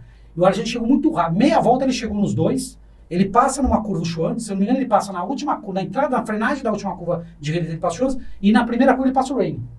E o Schwantz, porque como ele via recebendo placa, ele viu que o Alexandre vinha num ritmo bom, ele tentou acompanhar o Alexandre. E aí ele foge, os dois destaques e larga o Rainey. E faltando umas 3 voltas, o Alexandre abre 1 segundo, o Schwantz não conseguia mais acompanhar. Então até que tem um curvão, o Schwantz faz junto com o Alexandre e vai pra terra. Nossa. E volta. O Alexandre tava, aquele final de semana ele tava bem pra caramba. E aí ele abriu. E na curva Citopoulos, que antecede a reta, a reta de trás, né, a reta oposta, ele entra a modo daquela quicada, ele vai pra sujeira e escorrega. Faltava a última volta. E era a corrida que ele estava mais próximo da vitória. Depois ele veio ganhar a corrida em 93, esse mesmo ano no final do ano. Mas essa corrida era uma corrida que ele merecia a vitória, ele caiu. E aí depois dessa corrida teve Fórmula 1, acho que em Barcelona ou em Jerez também, não lembro. E foi quando ele estava no hotel, meu irmão estava no hotel lá com o empresário dele, e aí ele viu entrando o Ayrton com o irmão dele. E entrou o Ayrton, e aí o Alexandre se apresentou para dizer, Ayrton, eu sou a Leila. Ele falou, não, eu te conheço, eu assisti a corrida em Jerez tua. Foi fantástica aquela corrida, você merecia a vitória, putz, você tá evoluindo, que bom que você tá indo cada vez melhor, tal, e que houve que você tá aqui? Não, é que eu vim aqui para ver se eu queria ver, eu tô como empresário, a gente tá vendo de não assistir a corrida sua de Fórmula 1, e que eu nunca assisti. Ah, você nunca assistiu? É, eu tô vendo com o pessoal da FIA pra gente ver se arruma uma credencial pra... Não, peraí, chamou o irmão dele e falou, Leonardo, Léo, tem uma credencial? Tá aqui, pegou a credencial. Tá aqui, Alex, tá a credencial, você é meu convidado, você vai lá na corrida. Nossa, foi a única vez que ele teve contato com a Ayrton, foi muito legal essa posição que o Ayrton, né, essa atitude do Ayrton de ter dado a credencial. Aí, tipo, amanhã eu me viro, arrumo outra, mas essa aqui eu faço questão de você ir lá assistir. Cara, que demais. Esse respeito é bizarro, foi muito né? Legal, foi muito... E foi num ano que eles estavam muito bem, né, o Ayrton, 93, né, já vinha no ano, já era consagrado, já estava no consagrado como campeão, já era tricampeão do mundo. Então, foi muito legal essa atitude do Ayrton com o Alex, e de reconhecer. Ele falou, não, eu assisti sua corrida semana passada e vi que... E aí ele contando, realmente ele assistiu a corrida, porque ele falava dos momentos da corrida e depois ele deu essa credencial para o Alex assistir.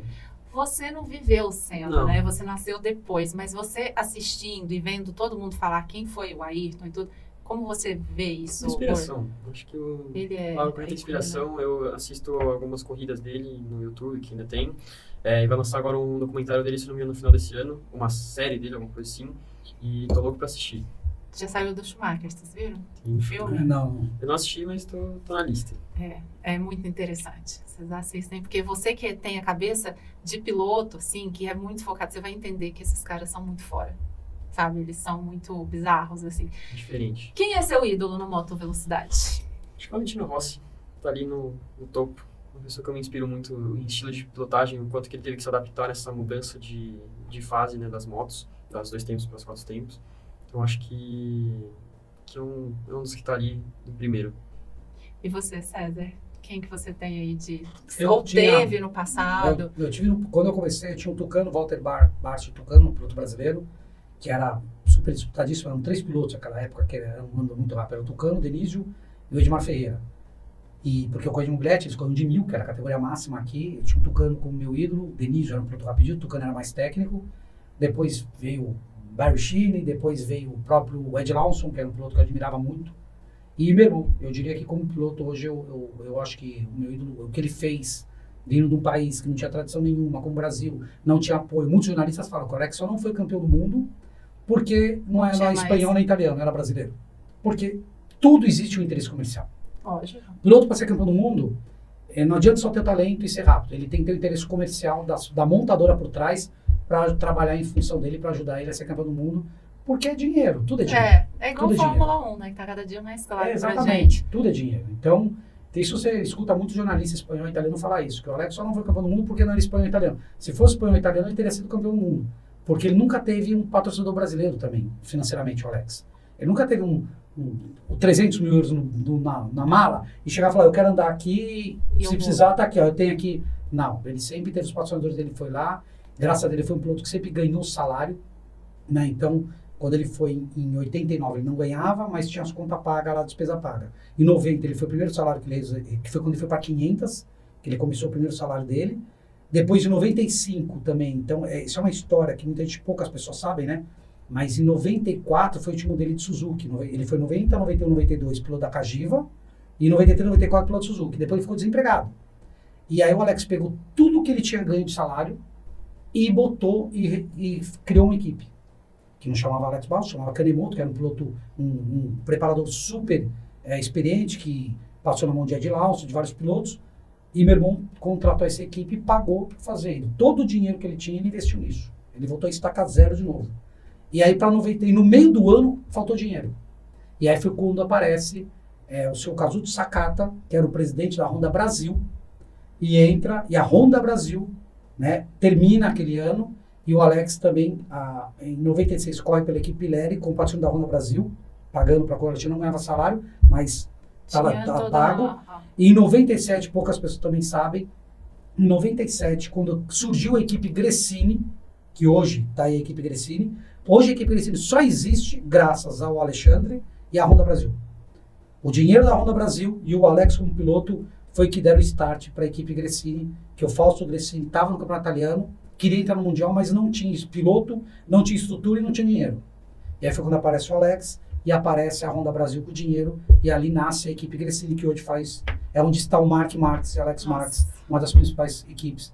Então ele deve... E o Fausto, enquanto era vivo, ele sabia sempre reconhecer a Honda Brasil, que foi quem pôs ele no Mundial como dono de equipe.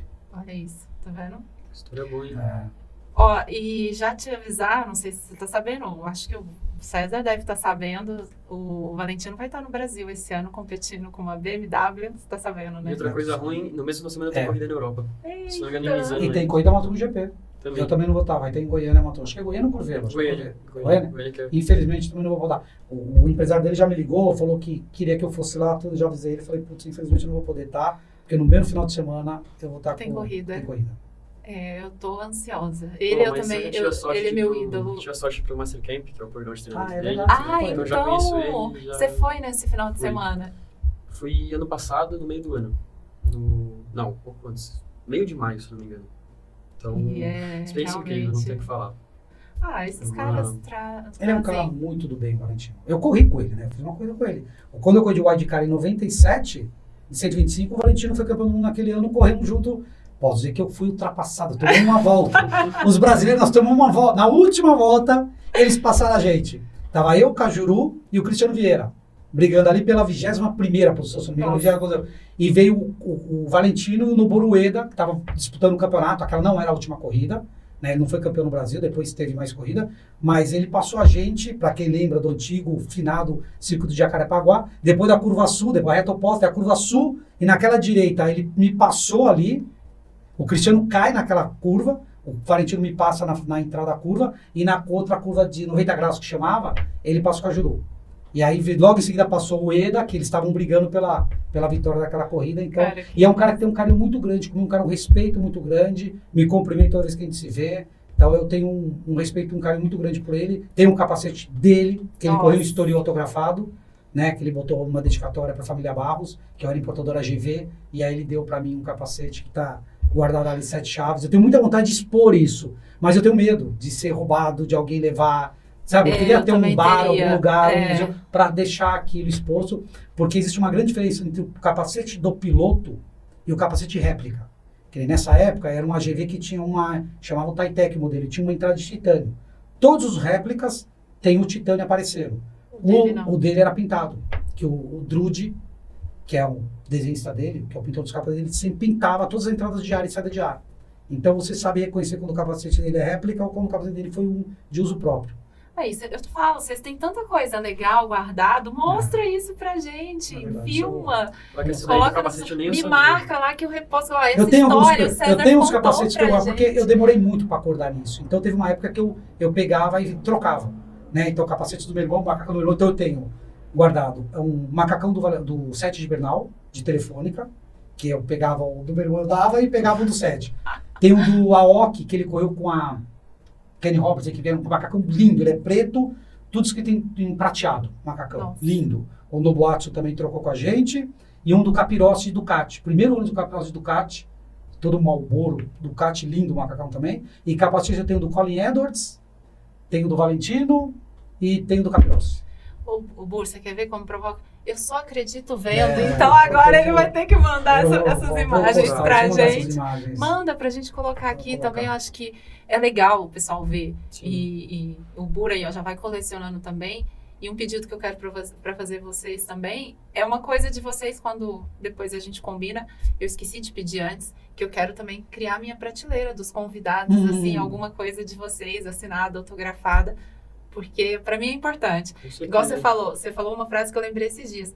Eu tive a honra de ser ultrapassado pelo Valentino e eu na pista com esses meninos, sabe? Então eu falo assim, gente, ó, o fulano me passou, o ciclano me passou por dentro, outro por fora. Que isso? Olha a oportunidade. Eu tava lá dentro da pista e pude ver eles me ultrapassando. Os caras hoje são extraterrestres aí dentro das pistas. Isso é Hoje muito eu legal. tinha uma vez também uma dessa que ele deu em mim, então uma lambida em Capoava. Eu? Uma vez eu de Panigal, ano passado. Você de R3 passando por fora na curva, eu falei, caraca, esse Falta moleque... de respeito. Mas é ali que a gente vê o quanto é rápido, né? Enquanto eles estão familiarizados com a moto, o quanto é importante, porque a moto, eu falo, para você ser rápido, enquanto você não tratar que você e a moto é uma coisa só, você não consegue andar rápido. A hora que você entende que o teu corpo e a moto é um corpo só, A moto é uma extensão do seu corpo. é exatamente, é ali que você tem afinidade. Eu falo, você tem que tratar. E a moto, eu falo, você tem que saber o limite de você andar nela, porque o que ela te derruba é o excesso de confiança. É. Você cai quando você acha que ela não vai te derrubar mais. Que aí dá escorregada daqui, daí você fala, nossa, eu tenho a moto na minha mão. É a hora que você vai abusar e ela te derruba. E ela te derruba. É isso É mesmo. a hora que tem que ficar mais ligado ali como Nos posso dizer? detalhes, As reações. nas Nas reações. reações. Acho que É o a palavra. feeling, né? Assim, é Exatamente. saber, pronto, ali é meu limite, a moto já me Que se avisou. ali já tá escorregando, não é ali que eu vou melhorar. Em outra curva que ainda tem Uma coisa eu pouco. escutei isso de um piloto pro, que falou assim, a moto te avisa antes dela te derrubar. Tem. Eu não entendia, e hoje eu entendo. Porque às vezes quando eu levo uns sustos muito grandes, que eu falo assim, não, tá na hora de parar. Ela Aqui já tá me bom. avisando. Ela já me avisou, se eu não ouvir agora, E ela no te próximo... derruba também, às vezes, quando você está cansado, porque a cabeça quer e o corpo não responde. É Entendeu? o que a gente Quando vai você ver tá no cansado. track day, né, Sim, César? é. Hora dos Ele tombos, cai, os tombos quando tá são à cansado. tarde. É, Ou no exatamente. começo, que é quando o cara tá muito afoito, muito na Isso. vontade. Geralmente no começo e no final do dia. Entendeu? É. Ele, por cansaço, ele te derruba. Quando eu corria, principalmente em 2003, foi meu último ano, quando eu estava em Interlagos ali, que você ia tirando um décimo, ia chegando no cara da frente, quando você dava aquela escolha, você falava, putz, eu tô cansado. Sabe quando você tentou frear no mesmo lugar e ela não parou do jeito que você queria? Você falava, putz, Você eu tô percebe. cansado. Você percebe. E eu falei, não, vou ficar por aqui porque vai dar ruim. É, o próximo... E é isso que o piloto, porque assim, não adianta ser só rápido. Ele tem que saber entender a hora que ele também tem que ser constante, a hora que ele tem que terminar uma corrida. Porque às vezes você está rápido, o piloto ele pode ser que no sexta, no sábado, ele rapidíssimo, chega no domingo, ele não consegue virar, e aí ele briga com ele mesmo. E o piloto, depende do dia. Tem dia que você acorda que você não está legal. É muito Tá tudo, isso. e acontece, você Aí é um ele ser humano. não é a moto, é a máquina aqui, ó. Exatamente. Eu tinha um preparador muito conhecido no Brasil, chamado Milton Benite. Vencedor várias vezes, títulos com o Cajuru, tudo, chamava Pressão, o apelido dele. E eu lembro uma vez no Rio, a gente corria, acho que eu andava de 125, era a CBR 600, eu não lembro que moto que era. E a gente virava e a gente tava tomando tipo um segundo do primeiro. E a gente falava, cara, não é possível, não vai no sábado. Ele falou, chegou tipo 1 hora da tarde, falou, vamos embora. Não, mas tem mais 2 treinos. Falou, não, você não vai treinar mais, vamos embora. Não. Aí ele catou, foi pro hotel, ele falou, deixa eu contar uma história. O Tucano, ele foi preparador do Tucano, que é o cara que eu era fã do Tucano. O Tucano, uma vez na mesma coisa no Rio, veio aqui e não ia, eu catei ele e nós fomos pra praia. Ou seja, tomou uma água de coco, no domingo ele falou, não corrida. Por quê? Porque às vezes não é seu dia. E você tá brigando com você mesmo. E aí, Entendeu? às vezes, você faz uma coisa que não precisa, você acaba com o seu físico, Sim. com o seu mental. Você acaba caindo. Você acaba abusando. Se machuca por Você acaba nada. se machucando por causa disso, entendeu? Porque não é a moto. Você quer arrumar uma desculpa na moto, não é a moto tá boa, tá perfeita. É você que não tá bem, que não acordou bem. E acontece isso. As pessoas Muito. acontece. Então, não tá legal. É uma coisa que Não eu é. quero levar. Cara, não tá legal, vamos embora, vamos catar, vamos voltar. Aí, eu lembro que chegamos na corrida, cara, acho que eu fiz segundo naquela corrida, terminei a 2 décimos do primeiro, entendeu? Quer dizer, não tava tomando um segundo que eu tava tomando no sábado. pra ir junto. É um negócio, o mental do piloto é o que pra mim, assim, é gritante. Além, porque assim, o cara já tem todo o esforço físico, ele se dedica e tal, e você fala assim, o que tá acontecendo que não tá evoluindo? Conversa com o cara. Porque aí você entende que assim, aqui tá tudo perfeito, o físico tá perfeito, os treinos estão legais, a moto tá ok. Aí você já vê Você que a precisa de uma cabeça... sinergia dentro da equipe. Eu falo, Tá tudo junto. tudo tem que estar junto, entendeu? A equipe tem que estar bem, o ambiente onde o piloto está tem que estar bem. Porque se estiver pesado, as coisas não vão. Então tem que trazer um ambiente, sabe, alegre para ele, que ele se sinta confortável, que ele se sinta contente, que ele se sinta respeitado, para ele poder fazer tudo aquilo, todo aquele ambiente, toda aquela energia, eu falo que a energia ali, toda aquela energia boa vai estar com ele vai para a pista com aquilo. E aí o resultado vem. E esse ano você vai viver muito isso, né, Vou, César? e eu pretendo... Me fala aí quais são seus planos de 2024, até por conta de tudo isso, né? Eu cada vez eu arrumo uma coisa para se considerar, porque eu criei lá o curso de pilotagem meu, o Track Day, hoje eu sou chefe instrutor da Ducati da RE, agora criei equipe, mas para mim é uma coisa muito satisfatória, eu poder, principalmente com um jovem que nem o Dudu, poder passar o que eu quero, poder, tudo isso que a gente está falando aqui, do ambiente de equipe, essas coisas, ele aprender que isso também, apesar que ele já tem uma experiência muito boa, mas às vezes algum detalhe, sabe? Que na Europa tratam diferente. Eu já corri na Europa, já corri o Campeonato Espanhol, já corri o Mundial, e lá não é igual aqui. O brasileiro tem um jeito diferente de cuidar, de tratar as pessoas, muito diferente. E a gente, quando chega lá, principalmente a gente como brasileiro, hoje melhorou bastante, né? Com esse projeto da Yamaha junto com o Alan Douglas, melhorou muito a imagem do Brasil lá. Mas quando eu cheguei numa época que, pra você ter uma ideia, vou contar uma história aqui, eu falo pra caramba, mas... Não, mas quando teve a história e carreira aqui é você. Em 2001, quando eu corri o Mundial, que eu ia ter a corrida aqui, o dono da minha equipe, que era a Yamaha Cruze, era um alemão. Ele nunca tinha vindo pro Brasil. Ele nunca tinha vindo pro Brasil. 2001, eu tô falando isso, hein?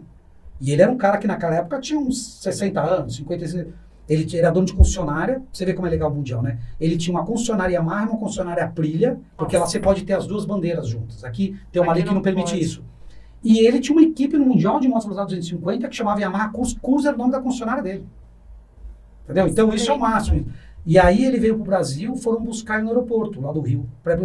Ele no caminho pro trajeto, ele virou e falou assim, mas cadê os macacos daqui? Olha o cara é dono de concessionária. Ele imaginava que o Brasil era só mato e animal, que tinham poucas pessoas. Ele achava que ele estava no meio da Amazônia. Ele achava que o Rio estava dentro da Amazônia. Entendeu? Olha a dimensão que tinha, o que ele imaginava do Brasil. E hoje ainda tem pessoas que acham que o Brasil é só aquele carnaval, com aquelas meninas mostrando a bunda. É o Nordeste, lá que é Amazônia a praia, a Amazônia e o carnaval. Nossa, é bizarro, né? Mas então a gente tem que mudar isso, entendeu? O conceito. Então, chegar os pilotos brasileiros, chegando lá e andar na frente. Nossa. O Enzo chegar lá, ganhar aquele campeonato europeu, que foi importante. O Mundial, os pilotos estarem andando no Mundial disputando. E esse campeonato de R3 no Brasil sendo forte do jeito que agora é um latino-americano, isso é muito bom para a imagem do Brasil. Ô César, e o que você acha, assim, agora até para falar mesmo, para possíveis patrocinadores, o que falta para os meninos? O que falta para o Brasil? O que as pessoas podem tentar ajudar aí esses meninos lá fora? Eu acho que a Yamaha hoje, é o que eu falei, nunca na história da motovelocidade tivemos um campeonato onde uma fábrica por trás dá a condição de o piloto ir para a Europa, né? Quer dizer, você ganha o campeonato aqui, você tem 60% dessa verba para correr o Mundial de R3. Se você for campeão, você ganha tudo pago para correr o Mundial, tá? Ou até você não tem um patrocinador, ele pode te ajudar a chegar no Mundial, a Yamaha Brasil, que é ainda onde está o caixa da Yamaha, né? Uhum. Até ali ela tem um caminho bom. O problema é que o salto da 300 para 600 financeiramente é muito grande. E aí o que falta é tentar fazer, eu acho, no meu ver, eu acho que esse trabalho de base da R3, para chegar lá, o Alan Douglas, né, a D78, o M78, como diz, né, que até hoje eu não sei o que eu falo, viu, Alan? Me explica aí, a D78 ou o M78?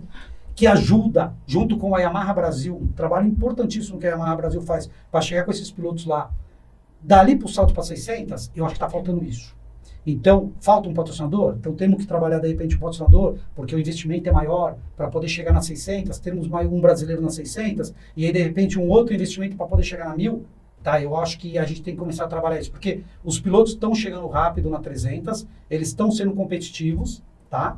A gente tem um histórico de pilotos competitivos na 300, mas que depois não consegue saltar para 600 e acaba voltando para o Brasil. Então, eu acho que a gente precisa pensar nesse buraco que a gente está tendo para poder Ajudar esses saltar meninos nas a 600, irem. das 600 chegar na E 1000. para cada vez mais o Brasil ser reconhecido lá fora, né? Exatamente. Voltar a ter esse... E eu acho que o que está faltando também é o próprio brasileiro entender a importância de você levar sua bandeira para fora. Sim. Porque, como a gente disse aqui, o Alex não teve o reconhecimento e não tem ainda o reconhecimento do Brasil. Eu acho que o Brasil, ele tem que lembrar da história, né? Para os pilotos chegarem no projeto que chegou até hoje, houve uma pessoa que abriu a porta lá, que foi o Alex. Então, eu não sei, o Alan pode falar, mas quando o Alan chegar lá, como ele fala, eu sou brasileiro, puta, Barros, as pessoas conhecem. Então, tem uma memória lá muito maior do que aqui, né? Então, o Alexandre, eu particularmente acho que o Alexandre deveria fazer parte desse projeto. De todos os projetos, de poder entrar lá. Porque é o que eu volto a falar aqui. Uma coisa é você chegar lá sozinho, pode ser com uma maleta de dinheiro, seja o que for. Outra coisa é você chegar com a maleta de dinheiro e com o Alex do lado. As pessoas te respeitam. Porque se você chega com uma maleta de dinheiro, todo mundo quer seu dinheiro. Vai torrar seu dinheiro em 1 ano, 2 anos e acabou. Seu dinheiro acabou. Se você chega com alguém que já tem um renome, uma experiência, como eu também já passei por lá, que nem eu tive a experiência. Meu primeiro ano, o meu primeiro e único ano que eu fiz de Mundial, eu caí numa equipe que o mesmo dinheiro eu poderia ter andado numa equipe muito melhor. Mas eu tive que passar e hoje eu sei. Então hoje as pessoas, quando eu chego lá, elas me olham e falam, o César ele sabe quem é quem. Quem quer o teu dinheiro e quem quer evolução. Porque lá também tem equipe que vai olhar e falar assim, eu quero o teu dinheiro. Você vai torrar 1 ano lá e ele vai te dar um pé na bunda. Mas também tem equipe que fala assim, não, peraí. Eu gosto de você, eu acho que você tem para evoluir na minha equipe, eu acho interessante, eu vou usar teu dinheiro, claro que eu vou usar, mas eu vou usar todo para você. Esse dinheiro vai ser usado para você evoluir. Entendeu? Porque a maioria pega o seu dinheiro, metade dá para você evoluir e a outra metade ele enfia no bolso. Entendeu? O que falta, acho que, é justamente saber com quem, como investir. Exatamente. Né? Então isso é muito importante. Então, passos. É que eu falo, você hoje, o que eu puder ajudar ele, que eu falei até para o André, sabe? O que eu puder ajudar a gente, de repente, ele está lá hoje, está correndo uma Copa que é monomarca, então não há necessidade disso, porque é uma monomarca, mas a hora que você começa a buscar equipes, que existe a rivalidade entre equipes, é ali que você tem que saber o ponto certo que você vai colocar o seu dinheiro. Porque todo mundo vai abrir as portas para você. Todo mundo abre. Porque todo mundo está de olho no seu dinheiro. Só que tem algumas equipes que vai pegar o seu dinheiro e investir em você. Tem outros que vão investir uma parte em você e a outra ele está pouco se lixando se está preocupado ou não. Entendeu? Então, é ali que você começa a pensar como é que eu vou fazer. Eu acho que se ganha, todo mundo ganha e tem que ver com quem jogar, né? Sim. Então, isso é muito importante. Saber que se a equipe está realmente do seu lado, estamos juntos na derrota e na vitória, ou se só vamos estar juntos na vitória, né? Exatamente. Eu acho que... Porque o esporte motor depende de dinheiro. Infelizmente é um esporte caro que depende do dinheiro, né? A moto sem gasolina não anda. A gasolina para comprar gasolina tem que ter dinheiro. Para comprar pneu tem que ter dinheiro. Então tudo envolve dinheiro. Então, mas todo mundo tem dinheiro. Se você olhar para pensar, todo mundo que chega hoje, principalmente no Mundial de 300, a maioria são pilotos pagantes, né? Eu acho que muito pouco. Eu diria que meia dúzia, 5, mas que não são pagantes, né? O resto é tudo pagante. Só que aí você tem que pagar na equipe correta para te ajudar a evoluir junto com você. Entendeu? E até para saber seus objetivos. Inclusive, me conta quais são os seus projetos 2024. Já olha para o seu chefe de equipe e fala da alma. Olha, eu quero isso. Bom, como eu tinha dito antes, ser campeão, né, nas 2 categorias, Mundial e Brasileiro de 600. E, bom, acho que o principal objetivo no Brasil é a gente fazer um bom trabalho junto, a gente evoluir essa questão da equipe, fazer uma organização, fazer um trabalho parecido com a Europa, que acho que para evoluir o nível do Brasil em geral, né? E acho que melhorar esse trabalho, esse ponto, que eu acho que as equipes no Brasil são muito relaxadas comparado com lá fora. É tipo, senta aí, sobe na moto e tchau. Em vez de fazer um trabalho com o telemetrista, com o mecânico, você falar, sentar e conversar com o mecânico, passar o que você sente. Aqui no Brasil tá muito distante. Chega na moto e vai cacau, tchau. É isso. Se precisa de alguma coisinha, você fala um negocinho outro, não, vou ver se dá pra fazer. Precisamos formar pilotos, né? Desde do primeiro momento a subir na moto, a entender como funciona a moto, a entender como funciona o traçado, a pista que vai andar, a temperatura, pneu. Esses dias eu tive assim, ouvi de um pai, como diz, eu conto o milagre, mas não conto o santo, né? Por questão até de respeito, mas o piloto não sabe nem a calibragem que usa no seu pneu. E tem muito, Dalton. Isso tem muito. Eu falei. Eu falo um negócio, lá fora eu não sei porque eles não deixam, eles não deixam pra gente. Mas assim... o mecânico põe e é o que tem que usar lá, porque a Pirelli passa o que tem que usar. Mas de R3 aqui no Brasil eu já tenho... Mas todos. Lá é o regulamento, né? Então tem que usar o que tem que usar, ou não. Tem. Eles ainda É o conseguem. mínimo sempre. Mínimo e o máximo. Não pode nem tem o estar acima mínimo nem e o abaixo. máximo, Tá na exatamente. média. Mas se você estiver num lugar treinando, você sabe quanto colocar. O piloto não sabe. Aí que eu vejo assim, o tanto que tá faltando. É porque quando você começa a assistir tudo, o Senna enfiava debaixo do carro dele para ver o funcionamento, o Schumacher Sim. agora assistir.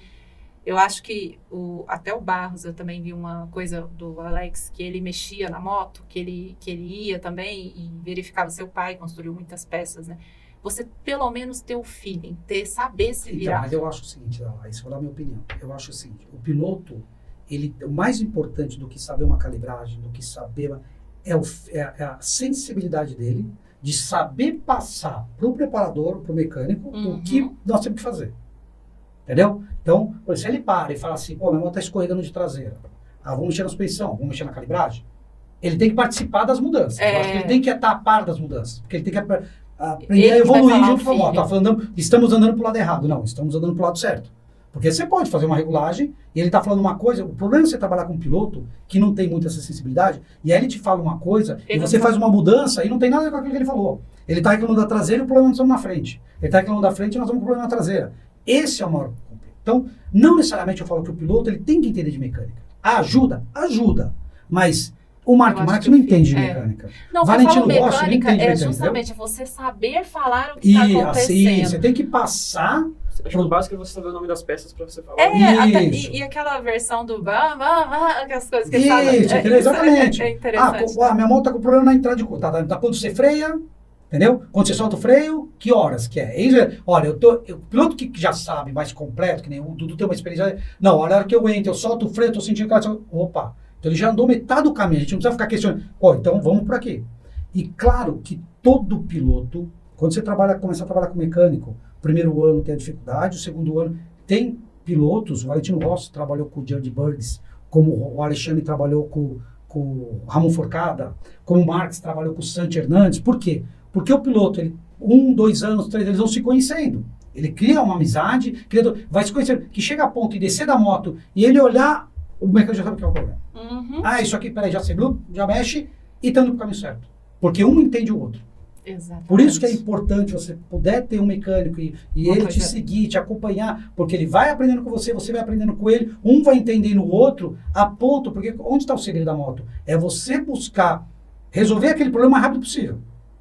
Porque o treino é curto, a corrida é curta, então você precisa resolver o quanto antes, para não perder tempo no box. Então parar e falar assim, ela tá assim, tá assim, então pum, resolvi, vai lá, volta, resolvi. Na Europa eu tenho um mecânico que é espanhol, tô 3º ano com ele, e é como um pai, família. Ele me busca no aeroporto, a gente faz tudo junto, sai pra comer junto, tá sempre junto, então acordei de tal jeito, ele já sabe que tem que colocar a moto assim, então já conhece. Até uma das coisas assim, pra mim é o básico do básico, né? Mas já tá fazendo a diferença, eu saber qual o posicionamento da minha pedaleira. Antes eu falava assim, gente, tem alguma coisa errada. Eu não sinto essa dor no joelho. A pedaleira estava errada, foi para uma revisão, mexer. Manete, tem vários. Manete. Nossa, aí eu falava, gente, olha o tanto que é engraçado, o tanto que você vai se conhecendo em cima da moto, né? A minha pedaleira estava muito diferente e eu senti uma dor no joelho que eu falava, não é físico isso. Tipo aquela dor física de cansaço. Não, eu não tô cansada. Mas eu tô com uma dor que eu tô forçando o joelho errado. Hoje o grande problema que eu acho, também que existe muito, como a gente fala, muito amadorismo que ainda existe no Brasil, que a gente tem que tentar profissionalizar o máximo possível, é o piloto ir para a pista sozinho, sem ter alguém para ajudar, sem ter alguém para trocar um pneu, sem ter alguém para mexer numa relação, sem ter alguém... Porque ainda tem muita gente fazendo isso, tá? Isso é errado, porque o piloto tem que se preocupar em montar em cima da... Porque aquilo cansa ele. Muito. Ele pode até entender, não, mas eu entendo, tudo bem, não é o problema que você entende, vai trocar a relação, eu quero encurtar... O problema é que se você tem um desgaste ali, que você vai para a pista, você tá cansado. Entendeu? Pra então, colocar cobertor é o canso. Exatamente. Por isso que eu... mas custa. Eu sei, custa. Então, mas se você quer, é o que eu falei, se você quer fazer um track day, legal. Vai lá, põe um cobertor, espero, tal, vou pular uma bateria, vou descansar, vou entrar na... Beleza, tudo bem. Mas se você quer usar como treino, você tem que ter uma pessoa com você para fazer esse serviço. Entendeu? É caro? É caro, mas é o esporte, entendeu? É o esporte. Aí você se dedicar, o quê? A pilotar moto. É isso mesmo. Entendeu? Isso é importante. Chegar lá, sentar na moto e fazer o que você tem que fazer. E acelera, né? Como se diz, a sua cabeça tem que ir pra pista. Exatamente. Bom, gente, se deixasse a gente ficava até... eu tenho tantas perguntas pra fazer, então a gente vai fazer tipo uma parte 2 aí. Porque temos o ano todo, né, do César pra contar. Vamos ver esse garoto voando aí, espero. E vou estar na torcida, viu? Muito obrigado. Estaremos lá, assim, torcendo muito, acompanhando. E eu quero vocês aqui mais ou menos pro meio do ano aí para contar como que tá sendo essa temporada. Fechado. E César, Com certeza. muito obrigada também por essa experiência. Eu tenho tanta... Se a gente, ó, esse aqui, se ficasse, era já vinha um cafezinho e um pão de queijo aqui pra Verdade. gente falar das corridas. Verdade. O Bur tá chegando agora, mas já tem um currículo e já tem uma história gigantesca. Então, muito obrigada. Que agradeço. As portas do Papo do Esporte vão estar abertas. Eu quero saber muito dos bastidores, hein? Vou ficar cobrando. Bur, filma isso aqui que eu preciso de ver como que é Manda assim. pra mim. Manda pra mim. E César, você também. Com certeza eu vou te chamar aí. Você já é comentarista do Band Esporte, mas te convido já para uma etapa pós-corrida para a gente bater um papo sobre os últimos lances das corridas, a gente conversar. Seria muito divertido e um prazer tê-lo aqui comigo. Fechado. Obrigado, Dala. Vai ser uma honra voltar aqui e estar com você. Sucesso nesse Papo Obrigada. de Esportes para você e que você consiga aí ter vários convidados importantes e interessantes para falar do mundo da moto. Ah, com certeza. Bora acelerar, né? Isso aí. É isso aí. Valeu, galera.